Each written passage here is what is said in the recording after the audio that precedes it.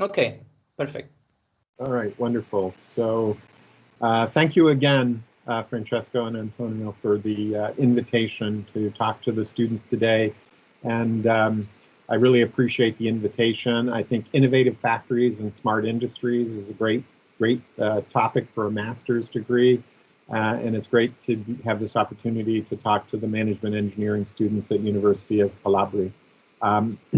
I'm Jim Spohrer. I'm the director of IBM's Cognitive Open Technology Group. That's just a fancy word for open source artificial intelligence. But as you've heard, I've had other roles, and I'll get into that briefly. I did just want to, say that Isip is the International Society of Service Innovation Professionals. It's a nonprofit professional organization. Some of you may have heard of IEEE or ACM, or there's other professional associations.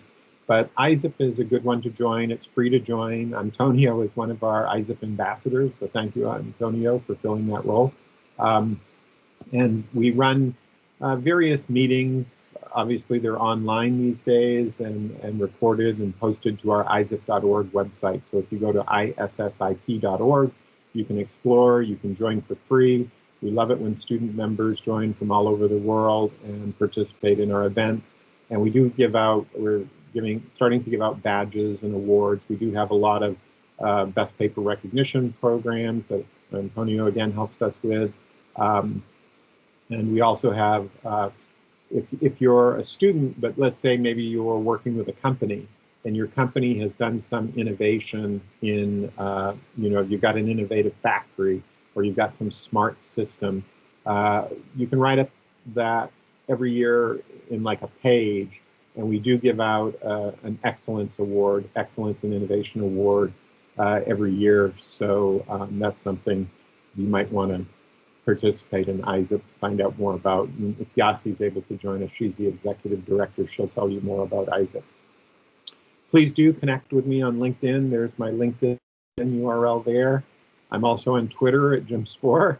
And if you're interested in artificial intelligence, and who isn't these days, please see the Slack link right here. You can also join the Slack for LFAI, Linux Foundation, AI and Data. And we can be in Slack connection as well.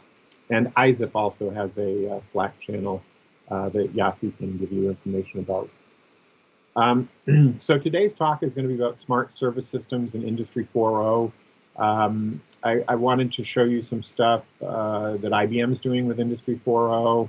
I want to talk about smart service systems. They could be called smart service and manufacturing systems. Sometimes people call them smart product service systems.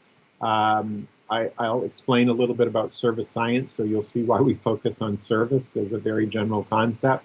But I'll make sure these slides are posted to the web. You can see down here, all my presentations are posted to slideshare.net/Spohrer, so you can always get access to my slides. Feel free to download them, reuse them, they're open source like just about everything I do. And if you're interested, you can go out on Google Scholar. Actually, some of the top cited smart service system papers are from Sergio Barile from Italy. So some great scholarly work about smart service systems from Italy. And at Isip, we talk a lot about service science, so I want to give you a sense of what that is today. A lot about the future of artificial intelligence. I'll say quite a bit about that. And in addition to smarter service systems, I would say we're really interested in wiser service systems. Smarter is about being efficient with energy, material, people, time. So smarter is a lot about productivity. But wiser is thinking multiple generations ahead. Wiser is thinking about, the children, the grandchildren, and the grandchildren's children. And when they look back in history and saw what we did and the decisions we made, will they say those were wise decisions? So we think a lot not only about efficiency, but we also think about the longer term and potentially even unintended consequence implications of the work that we do today. So let me just see if I can take you out to this link quickly. This is the IBM web page for Industry 4.0. I encourage you to go out there. We've got you can explore our version of the Industry 4.0 roadmap. Just about every major company in the world today has an Industry 4.0 roadmap. It's kind of interesting, actually, to compare them and see, for example, IBM, we do a lot with IT services, so ours is heavily oriented towards digital transformation of factories and automation, things that minimize downtime, do a lot with visual inspection, and we have some nice videos. There's 3 here in particular that I think are pretty good to give you a sense of the solutions that IBM has. I'm gonna play this first one because I like it the best, but they're all worth taking a look at. And Antonio, if you can let me know whether the video plays okay. I don't have to show the whole thing if it's not working well. And there are related solutions that IBM has about transforming your business, building a smart supply chain, and modernizing the industry, the enterprise. And enterprise is just the word we use for businesses, right? And in IBM, we typically focus on global enterprises, large companies like IBM's, 300,000 employees. We're in every industry, and we're in every country around the world practically that we can operate in legally. So let me see if I can. Yep. Sorry, Jim, I don't know if you already clicked on the link, but we are still seeing the presentation instead of the, I don't know, the video. Oh, okay, that's not good. It seems you already clicked on the link, so maybe you have to share. Let me try. Okay, I'm going to stop sharing. And now I'm going to share. Yeah, the window, the other window. Screen window. And now if I go here, I apologize. You were seeing one slide and I was showing you all of this. Yeah. And let's see if this one video will play. It's just a couple minutes long. So hopefully you can hear it. We'll see. If not, let me know right away, Antonio.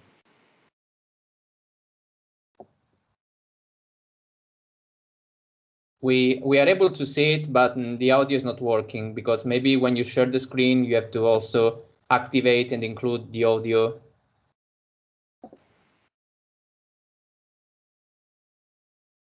So before clicking on the screen window, there is also a checkbox with include audio of this computer or something like that. Okay, let me go back and try that. Okay, apologies for the delay. This will be the only video I show. So open desktop window. I don't see the checkbox for audio. It should be on the left side, just above the several windows that you can share.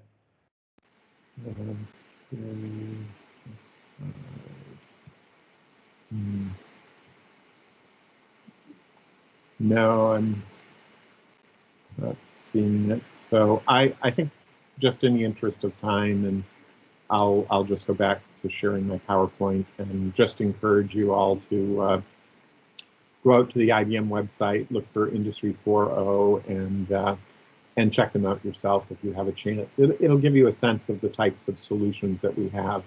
And as I said, I'll post this presentation online, but if you want to go out and look at, we've had various workshops with MIT.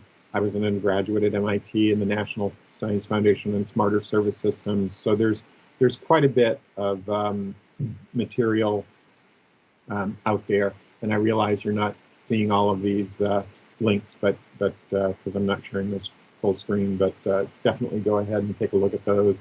So let me just jump into the talk. Enough preliminary. So I'm the director of the CognitiveOpenTech group at IBM. my background is I've done a lot of jobs at IBM. I was at Apple for 10 years in the 90s. Yes, I did know Steve Jobs. And I've won various awards for service science. So happy to have this opportunity. I was an undergraduate physics major at MIT, and I got my PhD in artificial intelligence at Yale University.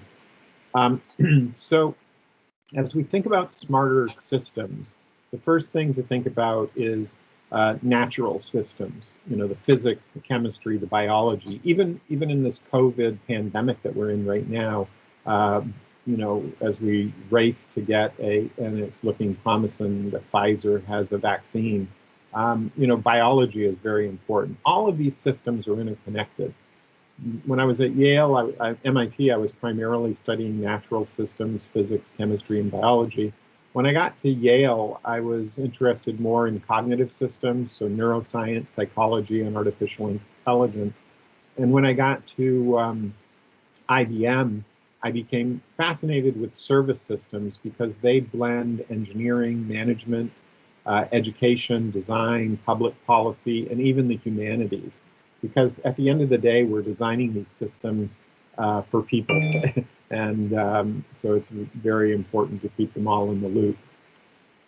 My journey at IBM, I joined IBM around 1998. In the 90s, I was at Apple, and it was, and in '89, of course, I was in Rome at the University of La Sapienza.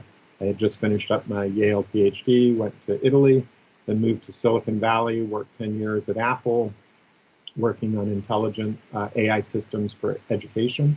Then in 1998, IBM made me an offer I couldn't refuse. Most of you students are too young to know what was happening in Silicon Valley, where I live, in 1998, 1999, but there was this thing called the internet bubble. And there were all these startups. It was you take the internet for granted, but the internet was still pretty new when I was in the 90s. And I remember, all of these companies were starting up on the internet, and IBM decided they needed to start a venture capital group in Silicon Valley. And since I was in Silicon Valley, I was asked to be the CTO of IBM's venture capital group out here in Silicon Valley. And my day job was basically just meeting with startups and the CEOs and CTOs of startups. It was very exciting. So I moved from Apple to IBM to do that job. And like all bubbles, though, it eventually burst. And when it burst, there was a lot of companies that were failing. But I wanted an exciting job at IBM. So I remember asking my boss, I said, hey, this venture capital stuff isn't as exciting now that the bubble has burst. There's, VCs are losing money. There's not as many startups. It's kind of like a winter for venture capital. I should do something else for IBM. What should I do for IBM? What's the hardest problem IBM is working on? And my boss said, well, in IBM research, they know how to do hardware really well. They know how to do software really well. But, the service revenue in our business is growing, and we don't know how to innovate in service as well as we would like to. Why don't you move over to IBM Research and start, studying service innovation? And so I started studying it, and I moved over to IBM Research, and very clearly I realized the reason we're so good in hardware is because we have electrical engineering. The reason we're so good in software is because we have computer science. If we want to become good at service innovation, we're going to need service science. So I started working with universities to establish service science. And for a while I was running in that job, we had great growth in our service industry. In 2010, I moved out of that role to start working on, we were starting to work on artificial intelligence. And you can see our revenue has been dropping since then because, the big surprise here was Amazon got really good at cloud fast, and Google got very good at artificial intelligence fast. So really right now, I would say IBM's in catch-up mode. We're catching up on the cloud, and we're catching up on artificial intelligence. Even though in 2011 we did the Watson Jeopardy breakthrough, you know, this has been the arc of IBM. And I'll cover, you know, just some things about artificial intelligence, about service science. Certainly, you know, it's very relevant for smarter service systems, and I believe Industry 4.0 as well. And let me just pause here. I'll leave this this slide up with this joke over here. This joke, I really like this joke, is there's the old guy who says we shouldn't be exploring other planets until we've solved our problems here on Earth. And the young kid says, sounds reasonable, so what's the timeline for solving all problems? 10 years, 15 years. And I'll explain more about this cartoon later in my talk, but I think a lot of us, especially when we're young, I'm 60, almost 65, so I'm older, but when we're young, you know, we want things to happen really, really quickly. We want to solve problems quickly. And if we're going to solve problems, though, and we don't understand both the technology and the engineering, but also the human side and the people, it's very hard. And, you know, oftentimes the technology side can move faster than the policy part, the people part, the laws, the regulations. And let me just pause here, and if any of the students could put in the chat, like, you know, things that they're, you know, interested in learning about in this talk. I'm pretty flexible and adaptive, and I might be able to just answer some questions about IBM, some questions about Industry 4.0 or artificial intelligence or service science or Isip, or I might be able to answer a few questions right now. So Antonio, any students brave enough to ask a question or provide a comment so far? Yeah, in the meanwhile, sorry to interrupt you, but I want to say hello to Yassi, who joined us right now. So very good. She is in the call. So just, you know. Okay. Of course, you can move forward with your speech, and maybe during the break, after the break, Yassi can make just an introduction to Isap, you know, more detailed introduction to Isap. Okay. So how much time do we have before the break, Antonio? Oh yeah, go ahead. I think that we can make a break like at let's say in half an hour, more or less. Yeah, 20 minutes or so. Perfect. Yeah. Okay, very good. So I'll go for about 20 minutes. We'll take a break. Yassi can come back, and then we'll continue with discussion with the students. Sure. So, so let's ask, what's the timeline for solving all problems? And this is going to get into smarter and wiser service systems. You know, there's some people in artificial intelligence, and artificial intelligence is about a 70-year-old discipline, you know, based out of computer science, that believe once we solve artificial intelligence, we'll be able to use that artificial intelligence, artificial general intelligence, to solve all problems. And this is a link to DeepMind.com.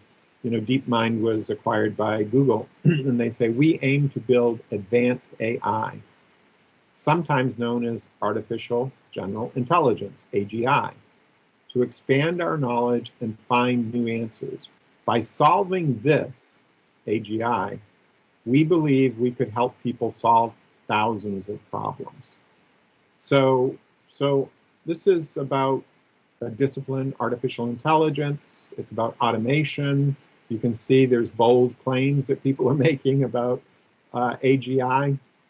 But, you know, how can you really solve, I mean, you can solve technical problems, but a lot of the problems the world faces involve people, right? COVID, for example, people's behavior matters. And so there's a little bit of overstatement, exaggeration about the capability of artificial intelligence to solve, you know, they say thousands of problems. Well, if they're purely technical problems, maybe that's true. But as soon as you expand the problem to include people, problems become much, much harder.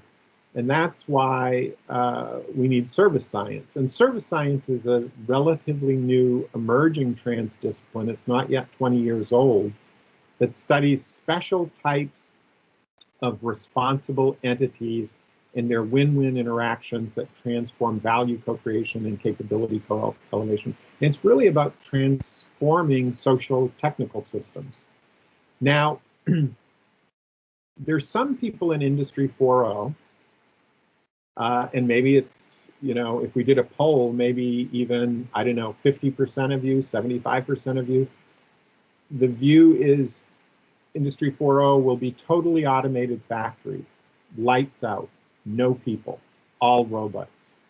And that's a perfectly valid view of where Industry 4.0 is going. Perfectly valid view. However, there's other people that say, no, you know, it's always going to be this human in the loop. It's not going to be totally automated factories. And so some people, you know, and also what are the factories producing? Ultimately, it's for people. So it becomes a more complex problem, and some automation is going to take away jobs. So that vision of Industry 4.0 with totally robots doing everything, you know, what do people do? And so these are complex issues that are frequently debated, but you can see, you know, in these super smart factories, certainly we haven't gotten to the point yet where we have very many lights out factories, but that's kind of the goal of artificial intelligence. Service science has got a very different goal. It's about transforming socio-technical systems. So a service scientist would look at this automated factory and say, can you make it smaller? And the engineers would say, oh yeah, we can make it smaller. And keep making it smaller until I can have it in my house, the service scientist would say. And then the AI people get it smaller and smaller and smaller, and eventually you have the factory inside your house. You have the thing that can 3D print your clothes. You have the, you know, the 3D printed, there's actually something called Farmbot.com that produces little robots that do your gardening in the backyard. So the vision of Industry 4.0 could be these mega factories all around the world with massive supply chains, or it could be things get miniaturized, it becomes part of a family's house. And then, you know, you're into a socio-technical system that's at a smaller scale. So in service science, we think about these things. We think about how are these systems going to transform, and we call service systems dynamic configurations of people, technology, organization, and information connected internally and externally by value propositions to other service systems. And my colleague Paul Maglio at IBM, actually now he's a professor at UC Merced, has written several handbooks on service science. So if these are two views, right? There's the automation view and there's the transformation view. And automation is tied to artificial intelligence, transformation is tied to service science. So when we think about disciplines and the entities they study, computer science studies computers, chemistry studies atoms and molecules, artificial intelligence studies intelligence, neural networks, biology studies cells, service science studies service, value co-creation, service system entities, and we look at technology, policy, people, very, very complex systems that we study in service science. I won't bore you with the history of computer science too much, but I did just want to say that I love this when Alan Newell and Herb Simon, two of the inventors of the discipline of service science, computer science hasn't been there forever. Computer science was invented around 1950s, and these two individuals here were at Carnegie Mellon University helping to develop computer science as a science. And I love what they said, we build them to serve society, meaning computers and programs. We're building it to serve society. And it really, at the end of the day, all this information is processed by computers in service of ends. Again, that word service.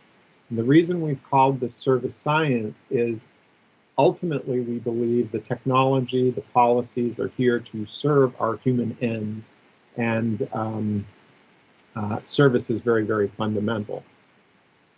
Now, if we look at Brian Arthur, he's a colleague of mine. He's an economist. He writes a lot about technology, Industry 4.0, but mostly from an economics perspective. He brings up this concept of technological unemployment, and John Maynard Keynes in 1930 called Economic Possibilities for Our Grandchildren, where he predicted the future around 2030, the production problem would be solved. So here you are, you're students at University of Calabria, you're in a management engineering discipline, which is fantastic, fabulous discipline for getting jobs. And your goal with Industry 4.0, some of you, is to create more automated factories, I guess. And if you read this paper, quickly you get to a point where the basic needs of people are met by fully automated systems. And Brian Arthur says he believes we've actually already reached that point in the United States. If the total U.S. household income of 8,500 trillion were shared by America's 160 million households, each would earn 73,000, enough for a decent middle-class life.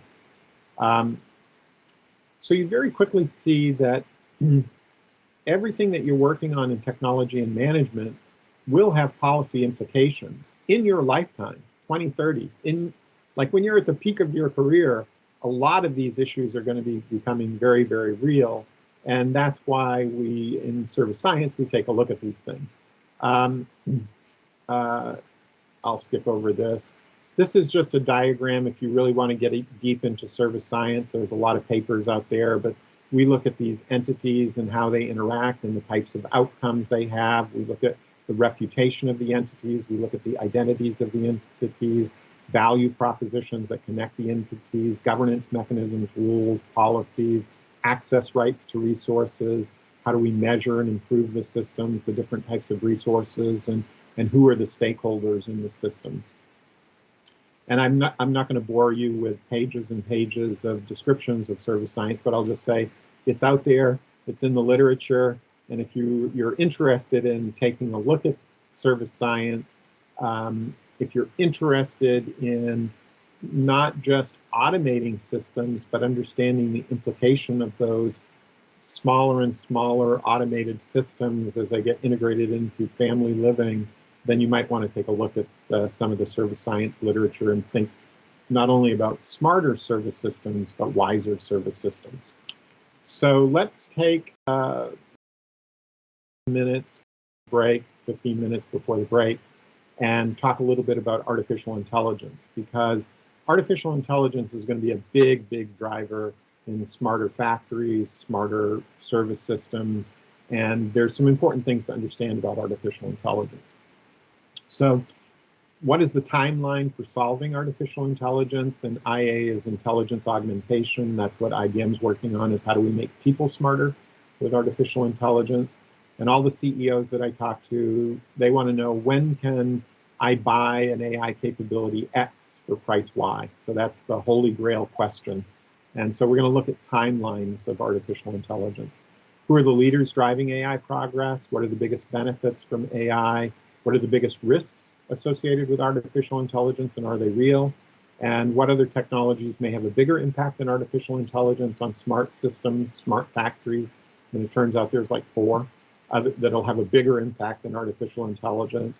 Who are the stakeholders, and how do we prepare to get the benefits and avoid the risks? So let's just dive in. A lot of money being thrown into artificial intelligence right now. It reminds me of that internet bubble in 1998 when I moved over to IBM in 1999, became CTO of their venture capital group. It was because there was so much money flowing into internet startups, and now you're seeing the same thing for artificial intelligence. You know, you say your company's an AI company, and the money starts flowing, it seems. And IBM is investing $240 million over the next 10 years on an AI mission with MIT, my alma mater. And this is a great book. I know many of you students in management of engineering, you both, you know, like Alessio, you both have this ability to think about management of people and systems, and you also have an ability to think about technology and technology progress. And so I really recommend this book for all of you students, as well as CEOs of companies or startup companies. This book is a great description of the future of artificial intelligence, written by my colleague Pedro Domingos at the University of Washington. When it comes to artificial intelligence, and we'll get into this in a minute, this is Dharmendra Mota, and he's working on something called the Brainchip at IBM. The Brainchip is a neuromorphic chip, neuromorphic meaning it's kind of modeled after how the brain works, and it operates at tens of thousands of times less energy than current computers do. And a few years ago, his Brainchip was highlighted in Science magazine, the top science magazine in the world. We're also investing heavily at IBM in quantum computers. These computers, we're estimating, they're still in their infancy. Our CEO is very bullish. Arvind Krishna is very, very bullish. He's making predictions about what quantum computers are going to be able to do in 2023. I totally agree with every prediction he's making, but I put it at like 2033, maybe 2030. So we'll see. Arvind's much smarter than me. He's the CEO of IBM, so I wouldn't bet against him. But quantum computers are in very early stage, I think, and but they are going to be able to solve certain problems exponentially faster than anything we can do with conventional computers.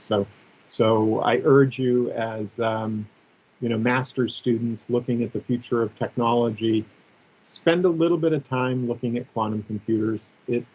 When they come on the scene, they will revolutionize certain types of computations, especially around risk and other things that are important for Industry 4.0 and factories of the future.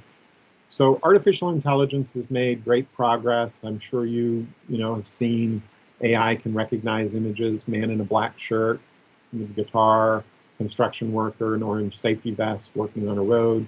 But I want to just pause for a minute and say, your brain is much better than any AI system right now for lots and lots of tasks. Like, you look at this, what is this? It's a furry coffee cup or teacup.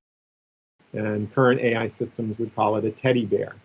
And the reason you're able to do reasoning that imposes logical constraints, the current AI systems, it's just based on the data they've seen.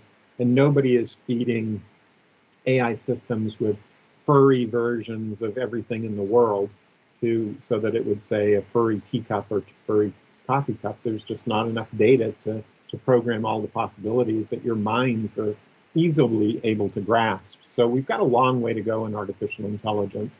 And we're kind of in this early narrow AI era, moving into the broad AI era. Broad AI just means AI that can do multiple tasks, not just image recognition or speech recognition, but starting to put all those together to do multiple tasks. And DeepMind, of course, is looking for general artificial intelligence. And we think that'll come probably around 2050, 2060. This is the largest supercomputer in the world. I should say the fastest supercomputer that can do the most instructions per second. It was built by IBM. It's at the Oak Ridge National Labs. It is able to do 200 petaflops, which is 200 million billion instructions per second. 200 million billion instructions per second. And it runs on 13 megawatts, and it's huge. It fills a big, big room, and it runs at 13 megawatts, which is pretty hot. Your brain that can recognize the fuzzy teacup, your brain is much, much smaller. I mean, look how big this computer is. Think how small your brain is. And your brain runs on about 20 watts, almost 1 million times less energy than Summit. 1 million times less energy. And it's estimated that it's doing 1 billion instructions per second, 5 times as many. So just if you look at the amount of energy, if you're talking about smart, what is smart? Energy efficiency, right? This is not energy efficient. This is energy efficient. And it can do 5 times as much. So we still have a long way to go in terms of building artificial intelligences that operate at low energies. That's why I showed you Dharmendra's picture at the beginning, because he's working on things that can do the neuromorphic brain chips. Now, if we take a look at artificial intelligence, even in the 1950s, computers could do more calculations than people. In 1997, IBM Deep Blue could play chess better than any person. 2011, IBM's Jeopardy could answer questions from like Wikipedia better than a person, the best person in the world at that. Google came out with the Go victory, and poker. Carnegie Mellon has a AI system that can play Texas Hold'em poker better than any person. And now OpenAI.com, they're coming out with Dota and other things. You can see games. We're building AI systems that can do calculations and games better than people. But what about real tasks like speech recognition, image recognition, language translation, driverless vehicles? Those are about human level performance depending on the context. Human level performance isn't perfect. It's about a 5% error rate. And then there's less than human level performance. And people can do many, many things that AI systems are nowhere near being able to do. And by nowhere near, I mean decades. A full natural language understanding, not chatbots, video understanding, episodic memory. Each of you has a memory of your childhood. No system, Siri, Alexa, Watson, none of them have an episodic memory, and none of them have common sense reasoning capability. And common sense changes around the world. Common sense in Calabria, Italy, is different from common sense in Silicon Valley, California, different from common sense in China or India. Some things like the physics of the world, common sense are the same. But culturally, common sense varies by country, and you can't have common sense until you have a human-like memory. So there's a long way to go. This is my version of Moore's Law.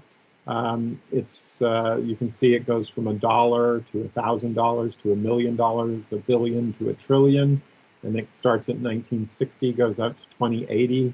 And when I was a kid growing up in Maine on a farm in the 1960s, my uncle worked at IBM, and he was telling me about computers that could do 1,000 instructions per second that cost, hundreds of thousands, if not millions of dollars to do 1,000 instructions per second in the 1960s. Mega is 1 million instructions per second. When I was in grad school studying artificial intelligence, we were just getting computer chips that could do 1 million instructions per second. When I started at Apple, we were starting to get 1 billion instructions per second. Actually, the day I started at IBM released a supercomputer that could do a terascale, 1 million instructions per second, but it cost, tens to hundreds of millions of dollars. It was a supercomputer. You just saw Summit, which can do petascale. We don't get to exascale, which is 1 billion instructions per second, which is what your brain can do on 20 watts. We don't get to that at $1,000 till about 2060. So if somebody asked me, when will we have artificial general intelligence, I would say probably around 2060, when we have an exascale at $1,000. But you can see, these diagonals are computing instructions per second. This is the cost of a digital worker. And you can think of a digital worker as like all the apps on your smartphone growing up with memory and common sense, memory of the last time you used it, all of that stuff. So we get to digital workers sometime around 2030 at $1 million per digital worker per year. But, the cost is going down, and this blue line right here is a person's average annual salary. So you can see around 2040, again, you'll be kind of in the peak of your working career about the time the cost of a digital worker is lower than a person's average annual salary. And this has a lot of policy implications, has a lot of people concerned. But if you're an entrepreneur in Silicon Valley, it's great because your GDP per employee is increasing. If you're an entrepreneur in Silicon Valley, you'll be running, multiple startup companies because you'll be able to get access to data scientists and artificial intelligence people, marketing people, maybe not people, digital workers, or people augmented with digital workers. So this is very exciting from a startup perspective, but it has a lot of people worried from a policy perspective about jobs. In addition to computing power, maybe this is too technical for some of you who aren't in computer science, but if you go out and you look at for leaderboards, artificial intelligence leaderboards, here's a URL right here, paperswithcode.com, SOTA state of the art. You can actually go out and you can look at what the state of the art artificial intelligence is able to do.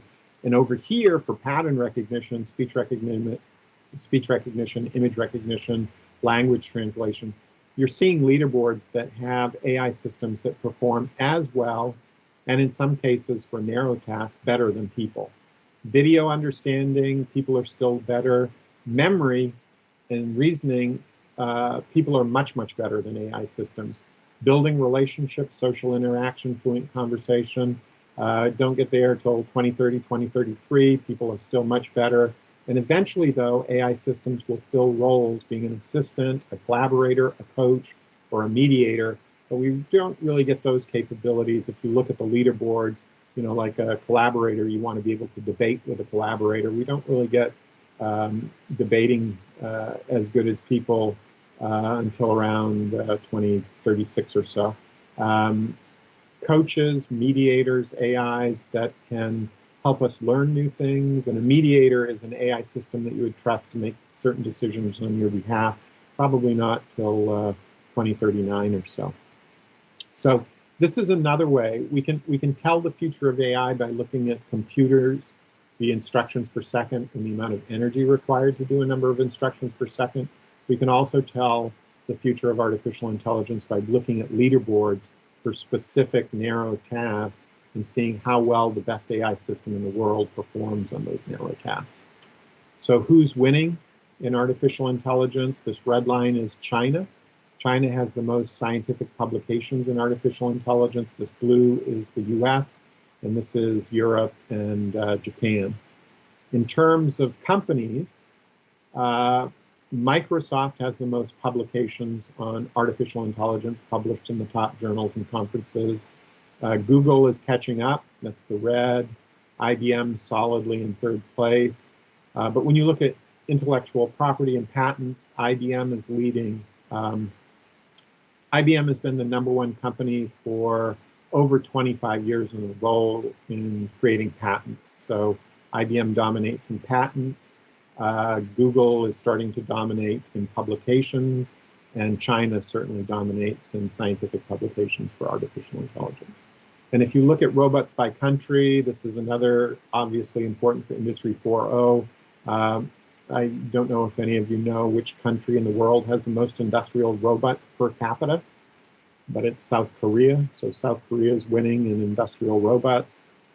Actually, China, because of their large population, is actually below the global average for industrial robots. And of course, you know, Boeing, I found out yesterday, has a robot that's like an acre large for building airplanes. But there's smaller and smaller and smaller robots being developed, and they'll be integrated into people's family homes as well for various tasks. The adoption of robots is very much dependent on social policy, and there's some interesting research to look at how social policy is going to interact with Industry 4.0. I urge you to take a look at some of this. Accenture is predicting by 2035 basically a doubling of the GDP of the world as a result of artificial intelligence.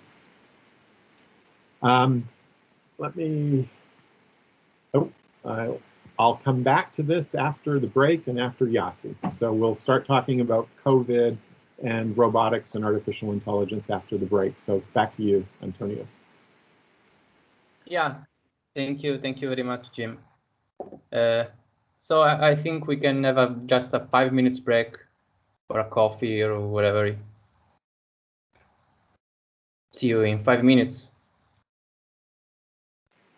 Thank you. Antonio, maybe we want to check in the meanwhile if Yassi is able to connect, or we can hear. Yes, can you hear us? Yes, I can. Hi, can you hear me? Yes, perfect. So nice to meet you. Nice to meet you too, and my apologies for coming late. By mistake, I put this on my calendar at 8. And I know Antonio said in his email 7:30, and you know, so apologies for that. No problem. No problem. No problem. We are really very glad to see you here, and I feel we were saying that this is a fantastic opportunity for our students. So thanks a lot for your time and for joining us. We hope that we can, you know, improve our collaboration that was started with Antonio and also with other students in the next weeks and months. So we are looking forward. Absolutely, the same here. We had a great collaboration with Antonio and other back then students from University of Calabria, and look forward to more of that. That's really great. So how is the situation over there? How is going? In Italy, we are again in a kind of lockdown because the numbers are again higher and higher, and we are working from home. And situation is really terrific situation, let me say. How is going in US? Well, similar. You know, in the US, it's been going up and still not. Actually, not flattening. Not only not flattening, but the slope is sharper, and you know, it's really concerning what's going on. So we are also, most of us are in lockdown. Actually, in the last couple of days, several states put out guidelines for stricter stay home in place. You know, in the US, it's up to states at this point, and that's part of the problem here.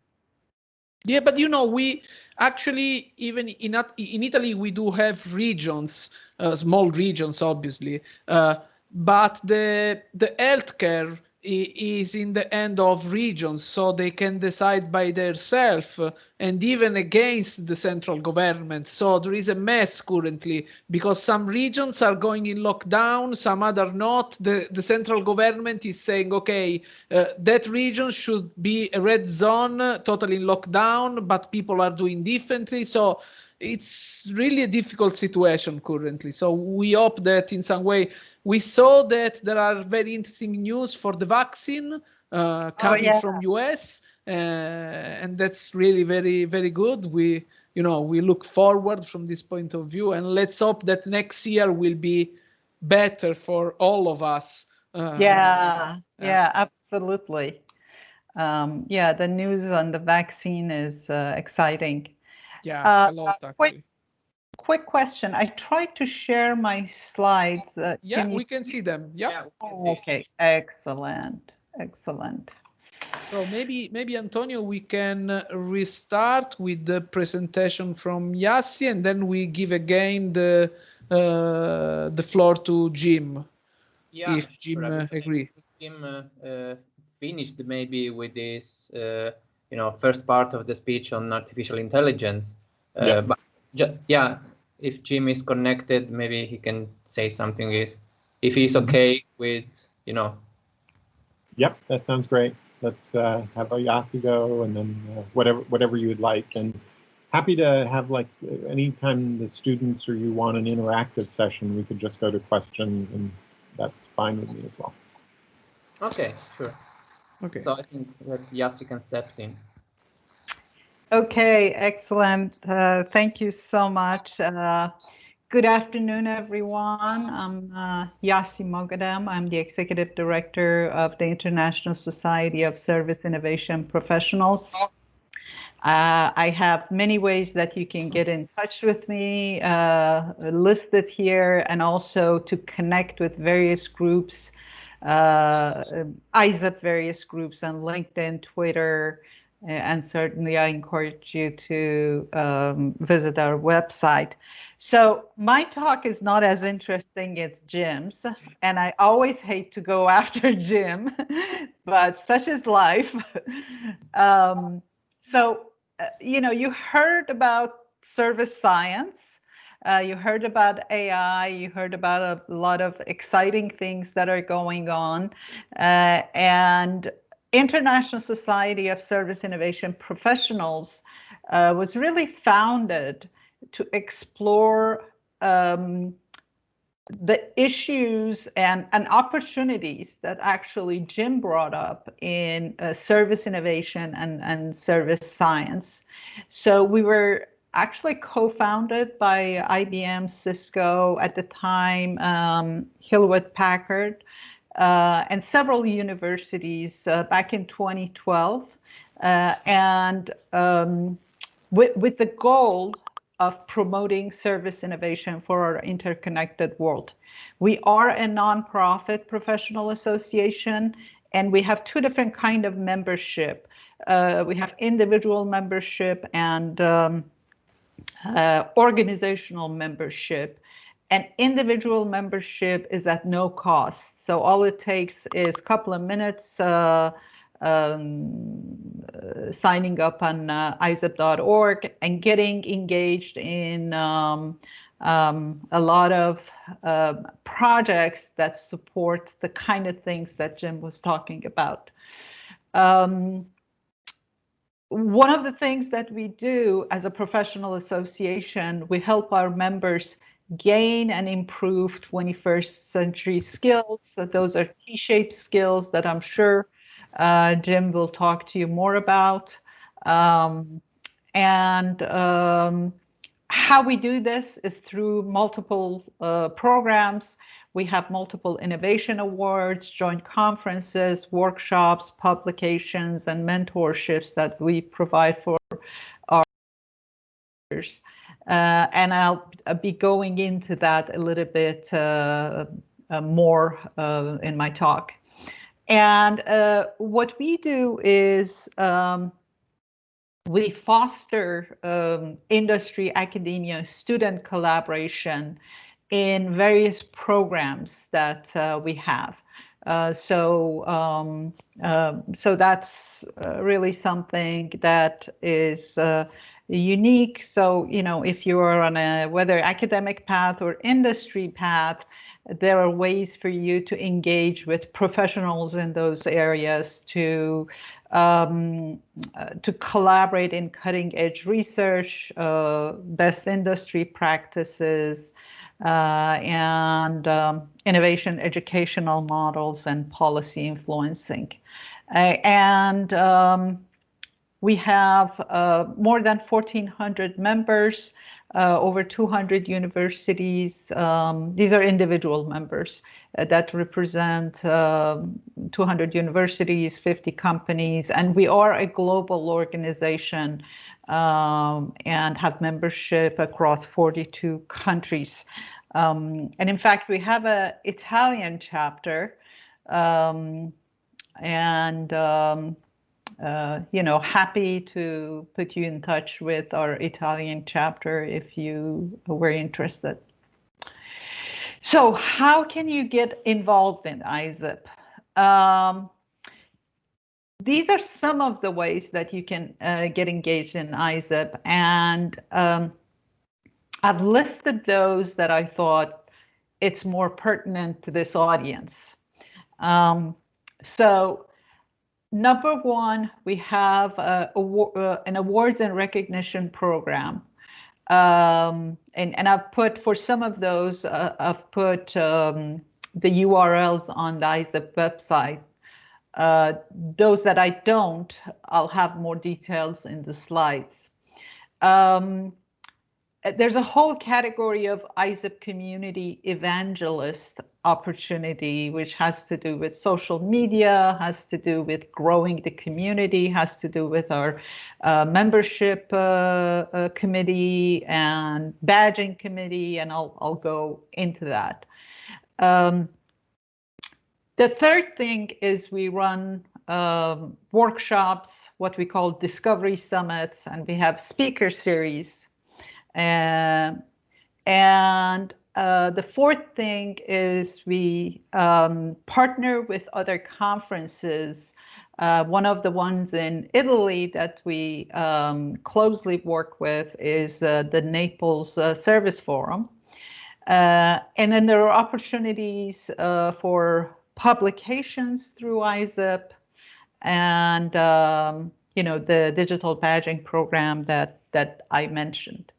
And there are more, and something that I want to say, on the Isip website, there are different areas that you can get engaged, but we are also open. If you have an idea that you think is that Isip has a good home for it, by all means, please reach out to Jim or I.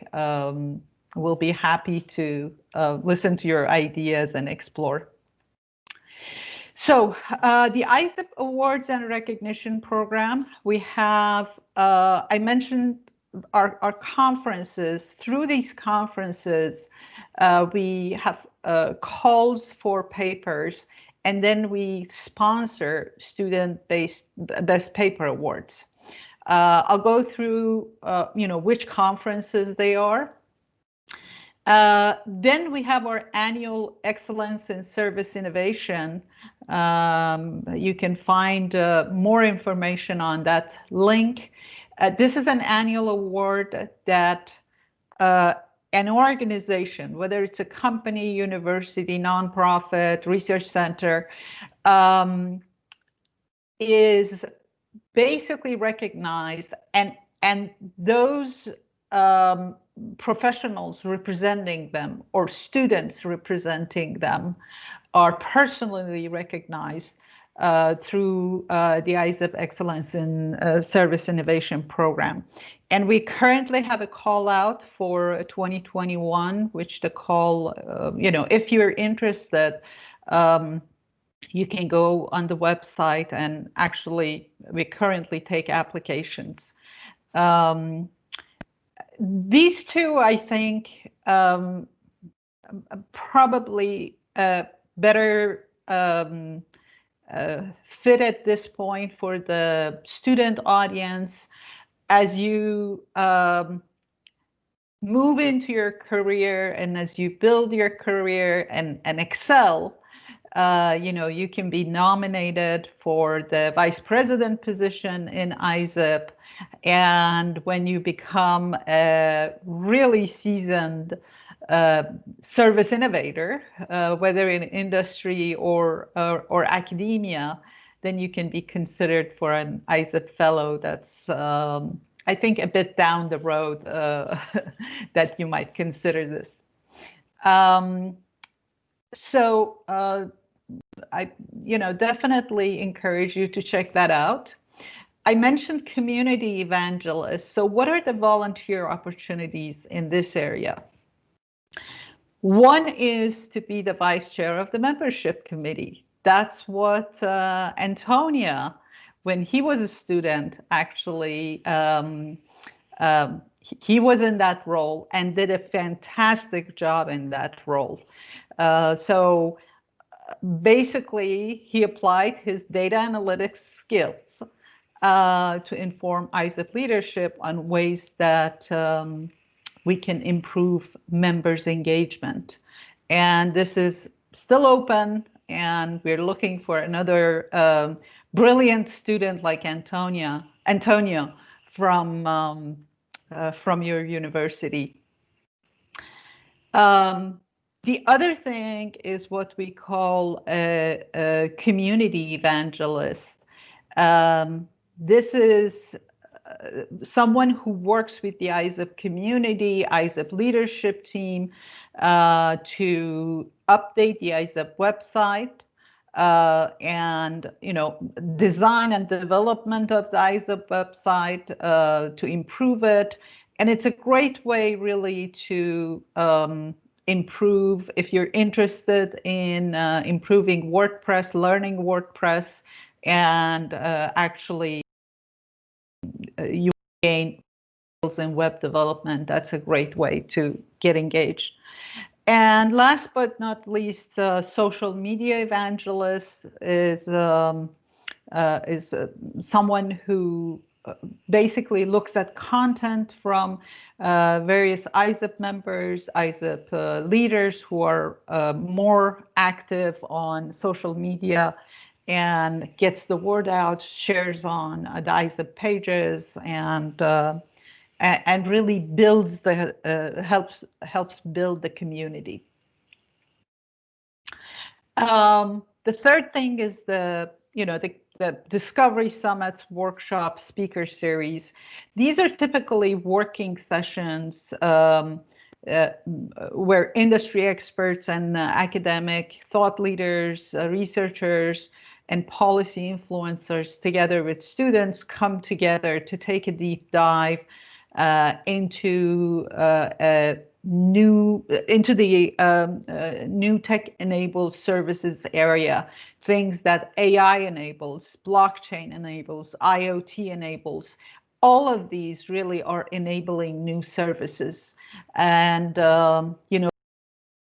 of these new service systems, as Jim mentioned, need to be considered, studied, best practices need to be put in place, and there's really no shortage of opportunities to collaborate and co-create in this area. The link on the left, you can go on the Isip website and look at our some of the past Discovery Summits and actually some of the upcoming Discovery Summits. There's one coming up on future of work and learning, on remote working and remote learning on December 10th. And if you join Isip, feel free to come and sign up on that for that Discovery Summit. So what are the opportunity for volunteership in those areas? We're always looking for program managers to help really organize the event. That would be part of basically the planning committee. You would be a member of the planning committee and work with various Isip members, leadership, to organize the Discovery Summit or workshop. Or you can actually chair a speaker series. One that we are currently looking for is the co-chair of the future of work, and we are specifically looking right now at impacts of COVID-19 on future of work and learning, the long-term impacts of that. Another opportunity is to actually author papers, basically out of the Discovery Summits. We like to put out reports of the summit, and I've provided some examples, and I'll actually make these slides available. I'll send it to Antonia. And then along that line, we sometimes put out book publications out of Discovery Summits. The contributors of the Discovery Summit basically come together and co-author. And that's a great opportunity if you're an aspiring author. You don't have to write a whole book, but you can contribute to the publication, to the authoring and publication of it. And you can apply to present at one of these events. If you're doing an interesting research or you're involved with an interesting project that you think the community could really benefit from it, I encourage you to send us an email. I've provided my email, and I'm sure Jim has his too. And you can always go on the call for volunteer portion of the Isip website, although it's not always up to date. So there's always more opportunities for volunteership than that what's on that page. We need to do a better job of updating it. So some of the co-sponsored conferences that I mentioned, there are really 4. There may be more, and Jim can correct me if I'm missing anything. But one that we're happy to have sponsored is the International Conference on Industry 4.0 and Smart Manufacturing with Antonio's leadership. He is our ambassador to this conference, and this year will be the second year that we will sponsor the event and actually sponsor the Best Paper Award at that event. And others are Naples Service Forum, Hawaii International Conference on System Science, and Human Side of Service Engineering, which is a track as part of Applied Human Factors Ergonomics. And then there are more, but these are the ones that we, on the regular basis, we support. And so opportunities for volunteership, certainly paper submission, and those get communicated through Isip announcements, Isip newsletter, blog posts, social media channels. So that would definitely, you'll keep up to date on those calls if you're interested in any of these conferences and submitting papers. And then, we list the best paper awards that we give in these conferences on the Isip website. And last but not least, there are opportunities to be part of the planning committee and help with the program management of what Isip does at these conferences. The other category is publications. There are really 3 categories that there are opportunities for volunteership in Isip. One is the Isip newsletter. The other one is papers, publications in the form of articles, white papers, peer-reviewed papers. And the third category are books. So on the newsletter side, if you would like to be considered for the Isip newsletter editor, that's a great way to really get engaged with the Isip community, interview industry experts, interview academic thought leaders, policymakers, contribute, show your own thought leadership, and if the editorship is not what you're interested, you can always be a newsletter contributor by sharing articles. If you have a project that you think you'd like to be interviewed about that, there's always an opportunity to do that. And then you can communicate important news and to reach the community. You can find examples of papers that we publish. They're both on the white paper category and peer-reviewed paper. Again, if you go to the link that I have posted here, you can find several of those examples. And last but not least, Jim and Professor Haluk Demirkan co-edit a two-book series as part of our partnership with Business Expert Press. One is in the category of service systems and innovation in business and society. And the second one is collaborative intelligence, people, AI, and the future of work. So again, you don't have to be a single author. There are various ways to contribute to these books. And, happy to answer any questions if you'd like to learn more.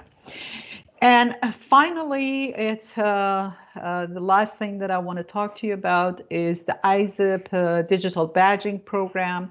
This is something that we have recently rolled out, and we're really in the initial stages of the rollout. And, in the spirit of design thinking, we like to do rapid prototyping. And I would say our first prototype is out. We are doing some learning around it and would love to collaborate with any of you who is interested in basically the Isip digital badging program to co-create together. Isip, basically digital badges, a lot of companies give those digital badges. I think some universities are doing digital badging. And it's a great way to recognize, show your competency and knowledge in certain areas. And in the case of Isip, we follow that T-shaped model that I mentioned.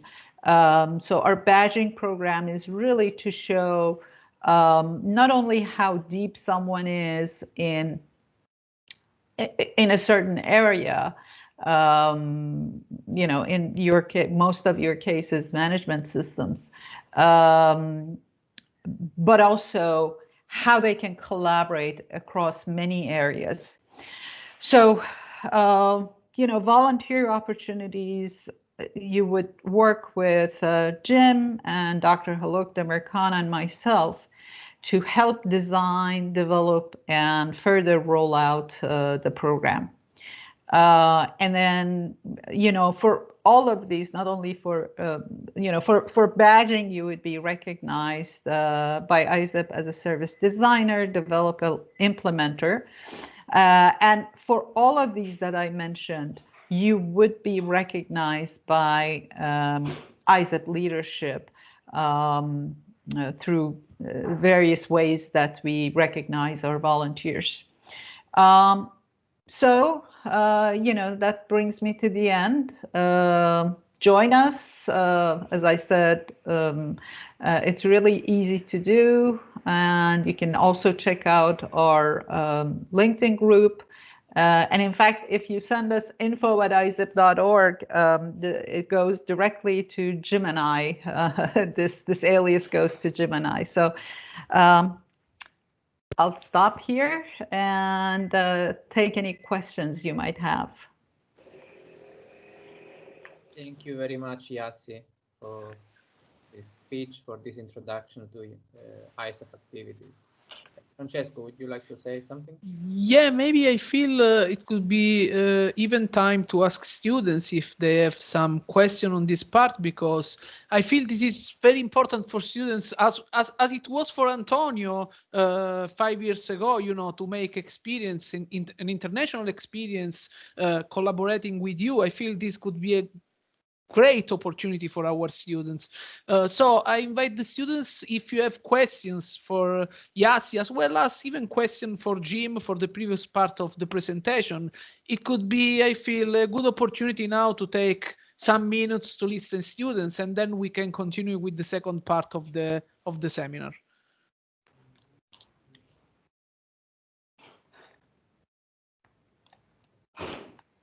And I'll just add, Francesco and Yassi and Antonio, thank you, Gianmarco, for reaching out on LinkedIn. And we're connected now on LinkedIn. So I appreciate you being proactive, and happy to help you get connected with Isip. And as everyone has said, it's really this international experience. I think there's lots of opportunities to volunteer locally in your community, and I obviously encourage people to do that as well. But if you're looking for an opportunity that's more related to your professional career, to have a global network, Isip provides that opportunity. So let's listen to the students. Where you are? You know, they are shy in some way. We have to, you know, to break the ice. Students are shy everywhere. Yeah, that's normal. But I feel Italian students more than others sometimes. At least at the beginning. You know, then after the ice breaking, it's better. I can see that Domenico maybe as a question. Yeah, I have a question. What skill we have to do to join in Isap? What kind of skill? You know, basic.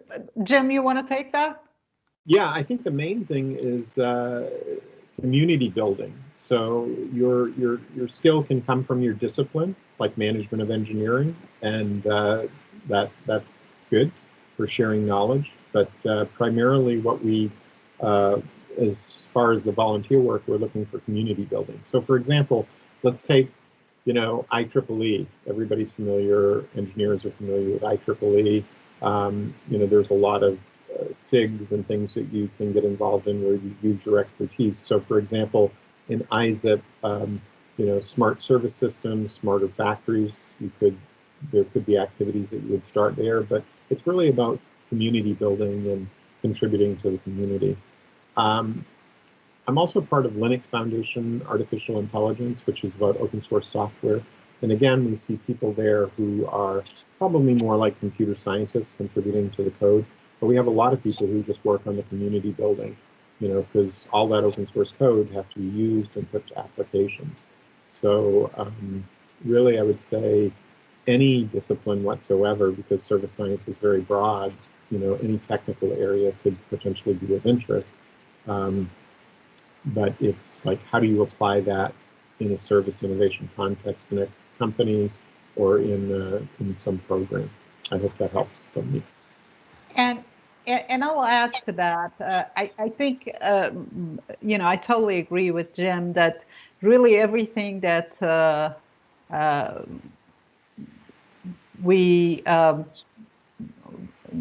everything that we do really falls under the umbrella of community building.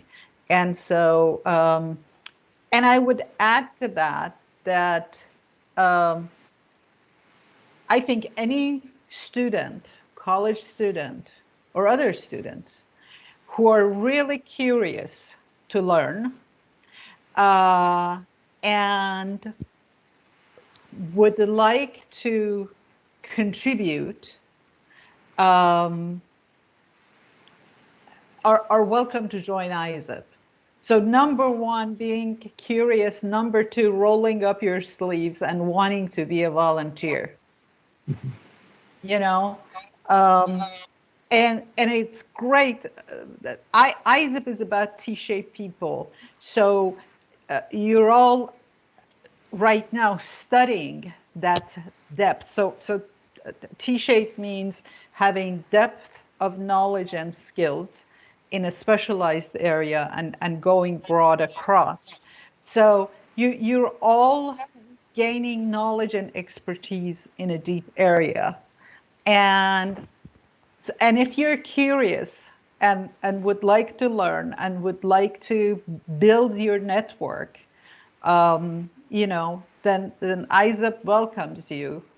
And there are plenty of things to do. Now, you know, on the I shared with you on the website side, there are certain skills like minimum WordPress, those kind of things. On the co-chair of the membership committee, some level of data analytics, but doesn't mean that you have to be a data science expert. It means that you're fairly good with Excel, but you're also willing to learn. And I think actually Antonio can talk better about what skills are required than I. And I'd like to give an example of a need that we have that wasn't on your slide, Yassi. And as Yassi said, we always have these opportunities. So yesterday, Yassi led an amazing Isip Discovery Summit on supply chain that was fascinating. And we had 2 panels. We had people from Cisco, Accenture, Boeing, IBM, really amazing talks. It's recorded, it's going to be posted. We've had Isip volunteers who are master student level. I think we've even had an undergraduate student one time, but master's and doctorate level students. They say, hey, I would like to do a publication on that Discovery Summit. And so we put them in touch with all the speakers. They collect up the, paragraph or 2 description of everybody's talk, and they put it out as a paper. And, they add their own, with our help, they add some introductory material, but there's a great opportunity for publication. I know one equivalent of a Discovery Summit that we had at the Hawaii International Conference ended up being published in a pretty prestigious journal. So that was an opportunity. Also, I'll tell you the story of Guanjie Ren. So Guanjie Ren was a student, and he said, I would like to do a publication. So he was at Cambridge University. He worked with me to do a publication that was not only very successful, but it came to the attention of several IBM executives, and we hired him into IBM Research. They liked the paper so much and his work. So I think it's that taking initiative. It's like saying, hey, I want to do something, and then just diving in and doing it. And Guanjie ended up with a network of like 200 of the top service science research people in the world from his publication. And the Hicks doctoral student, I'm blanking on his name right now, he ended up with 30 to 50 colleagues around the world and a publication. So it's things like that I don't expect everybody to jump in and be able to do that on day one. But those are the kinds of things that once you participate in Isip, you start building your community, you start seeing these opportunities, you see other people do things that you can do yourself. So yeah, and Jim, I actually did have a slide on that. So okay. These are the ones that Jim was mentioning. So when I share my slides, you can actually go to the website and see examples of that. Yeah, the other skill that I would say, actually, our volunteers are very coachable. They're open to be coached. That's part of the advantage of being an Isip volunteers. You get coaching from people like Jim. So lots of others as well. Lots of others. And lots of others, yes. Yeah, that's why I said like. So yeah. Thank you very much. I can see also another question from Alessio. Oh yes. Good evening. Can you hear me? Yeah, please go. Okay, I have a question about the Industry 4.0 and artificial intelligence. So we talked about the timeline, and due to this pandemic, COVID-19 pandemic, the difference between the large factories and small factories has been highlighted. in some ways, we saw how the large factories shown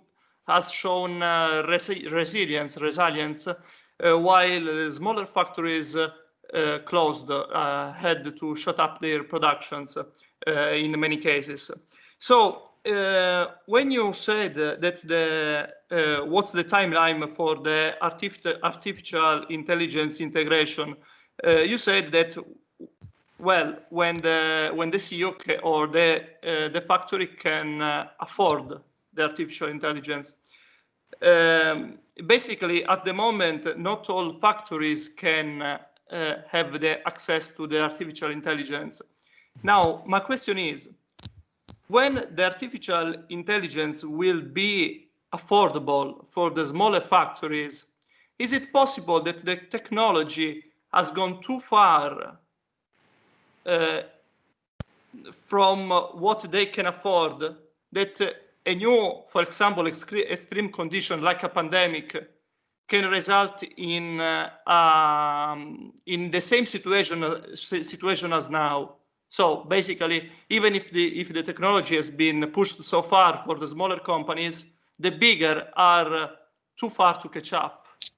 So the situation basically does not change. Yeah, that's great question. And Henry Chesbrough is a colleague at Berkeley, UC Berkeley, who's participated in various ISIP events over the years, and he just came out with a new book on open service innovation outcomes, where he looks at some of the issues you just talked about the structure of society favoring the large and kind of a winner-take-all. I don't know if you're familiar with the terminology of winner-take-all, but a lot of the structures in society and business today are set up as winner-take-all, and that probably is not the best structure.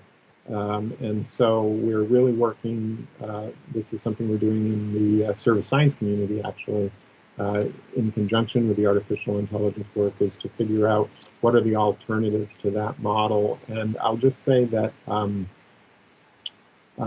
great question, by the way. I like the way you're thinking.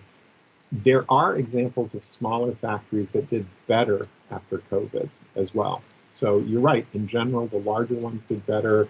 A lot of the small ones were really disrupted for a variety of reasons. But if you look at my chart, around 2080 is when you get to an exascale at $1,000. And certainly before then, you know, every app on your smartphone, I don't know how many apps you have on your smartphone. I've got about 100 from finance and education and all of these. They're growing up and becoming digital workers.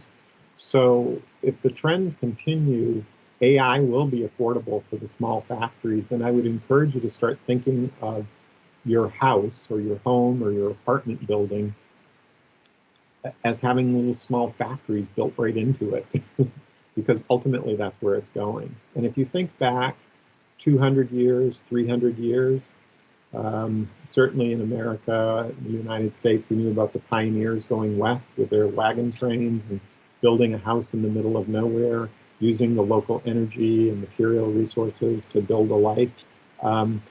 All of the systems were local.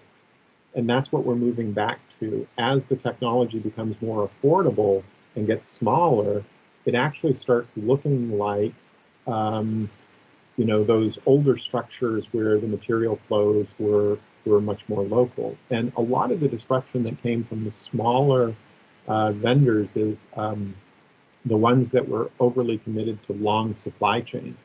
If you were a small vendor and you had short supply chains that were local,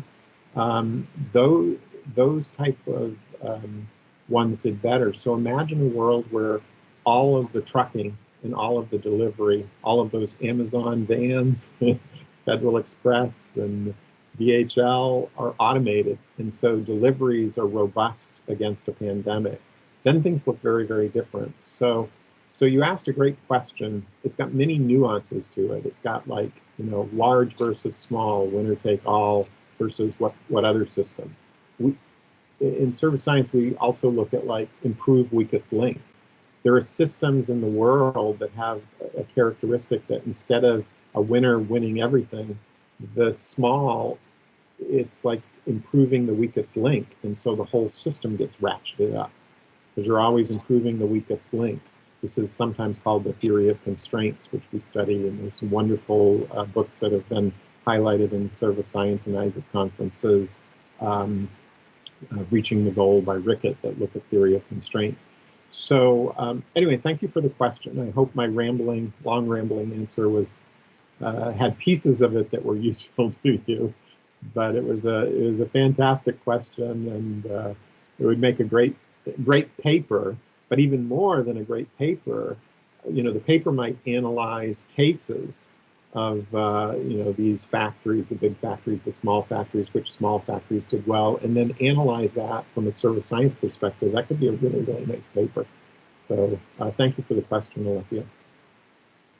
Thank you for the answer. That was perfect. Thank you. Thank you, Alessio. Thank you. I can also see some other questions from Satish. I don't know if it's a quick question so that we can then start again with Jim's speech and have some room for other questions maybe at the end of the workshop. Okay. Can you hear me? Yeah. Yes. Great. So my question goes to, so there was an idea, there was a talk at IMTS 2018 about how manufacturing itself could end up being a service business, meaning there could be small manufacturers just with 3D printers, and people could buy designs and have functional design happening, meaning is this for overweight person, is this for a different kind of person, and so on.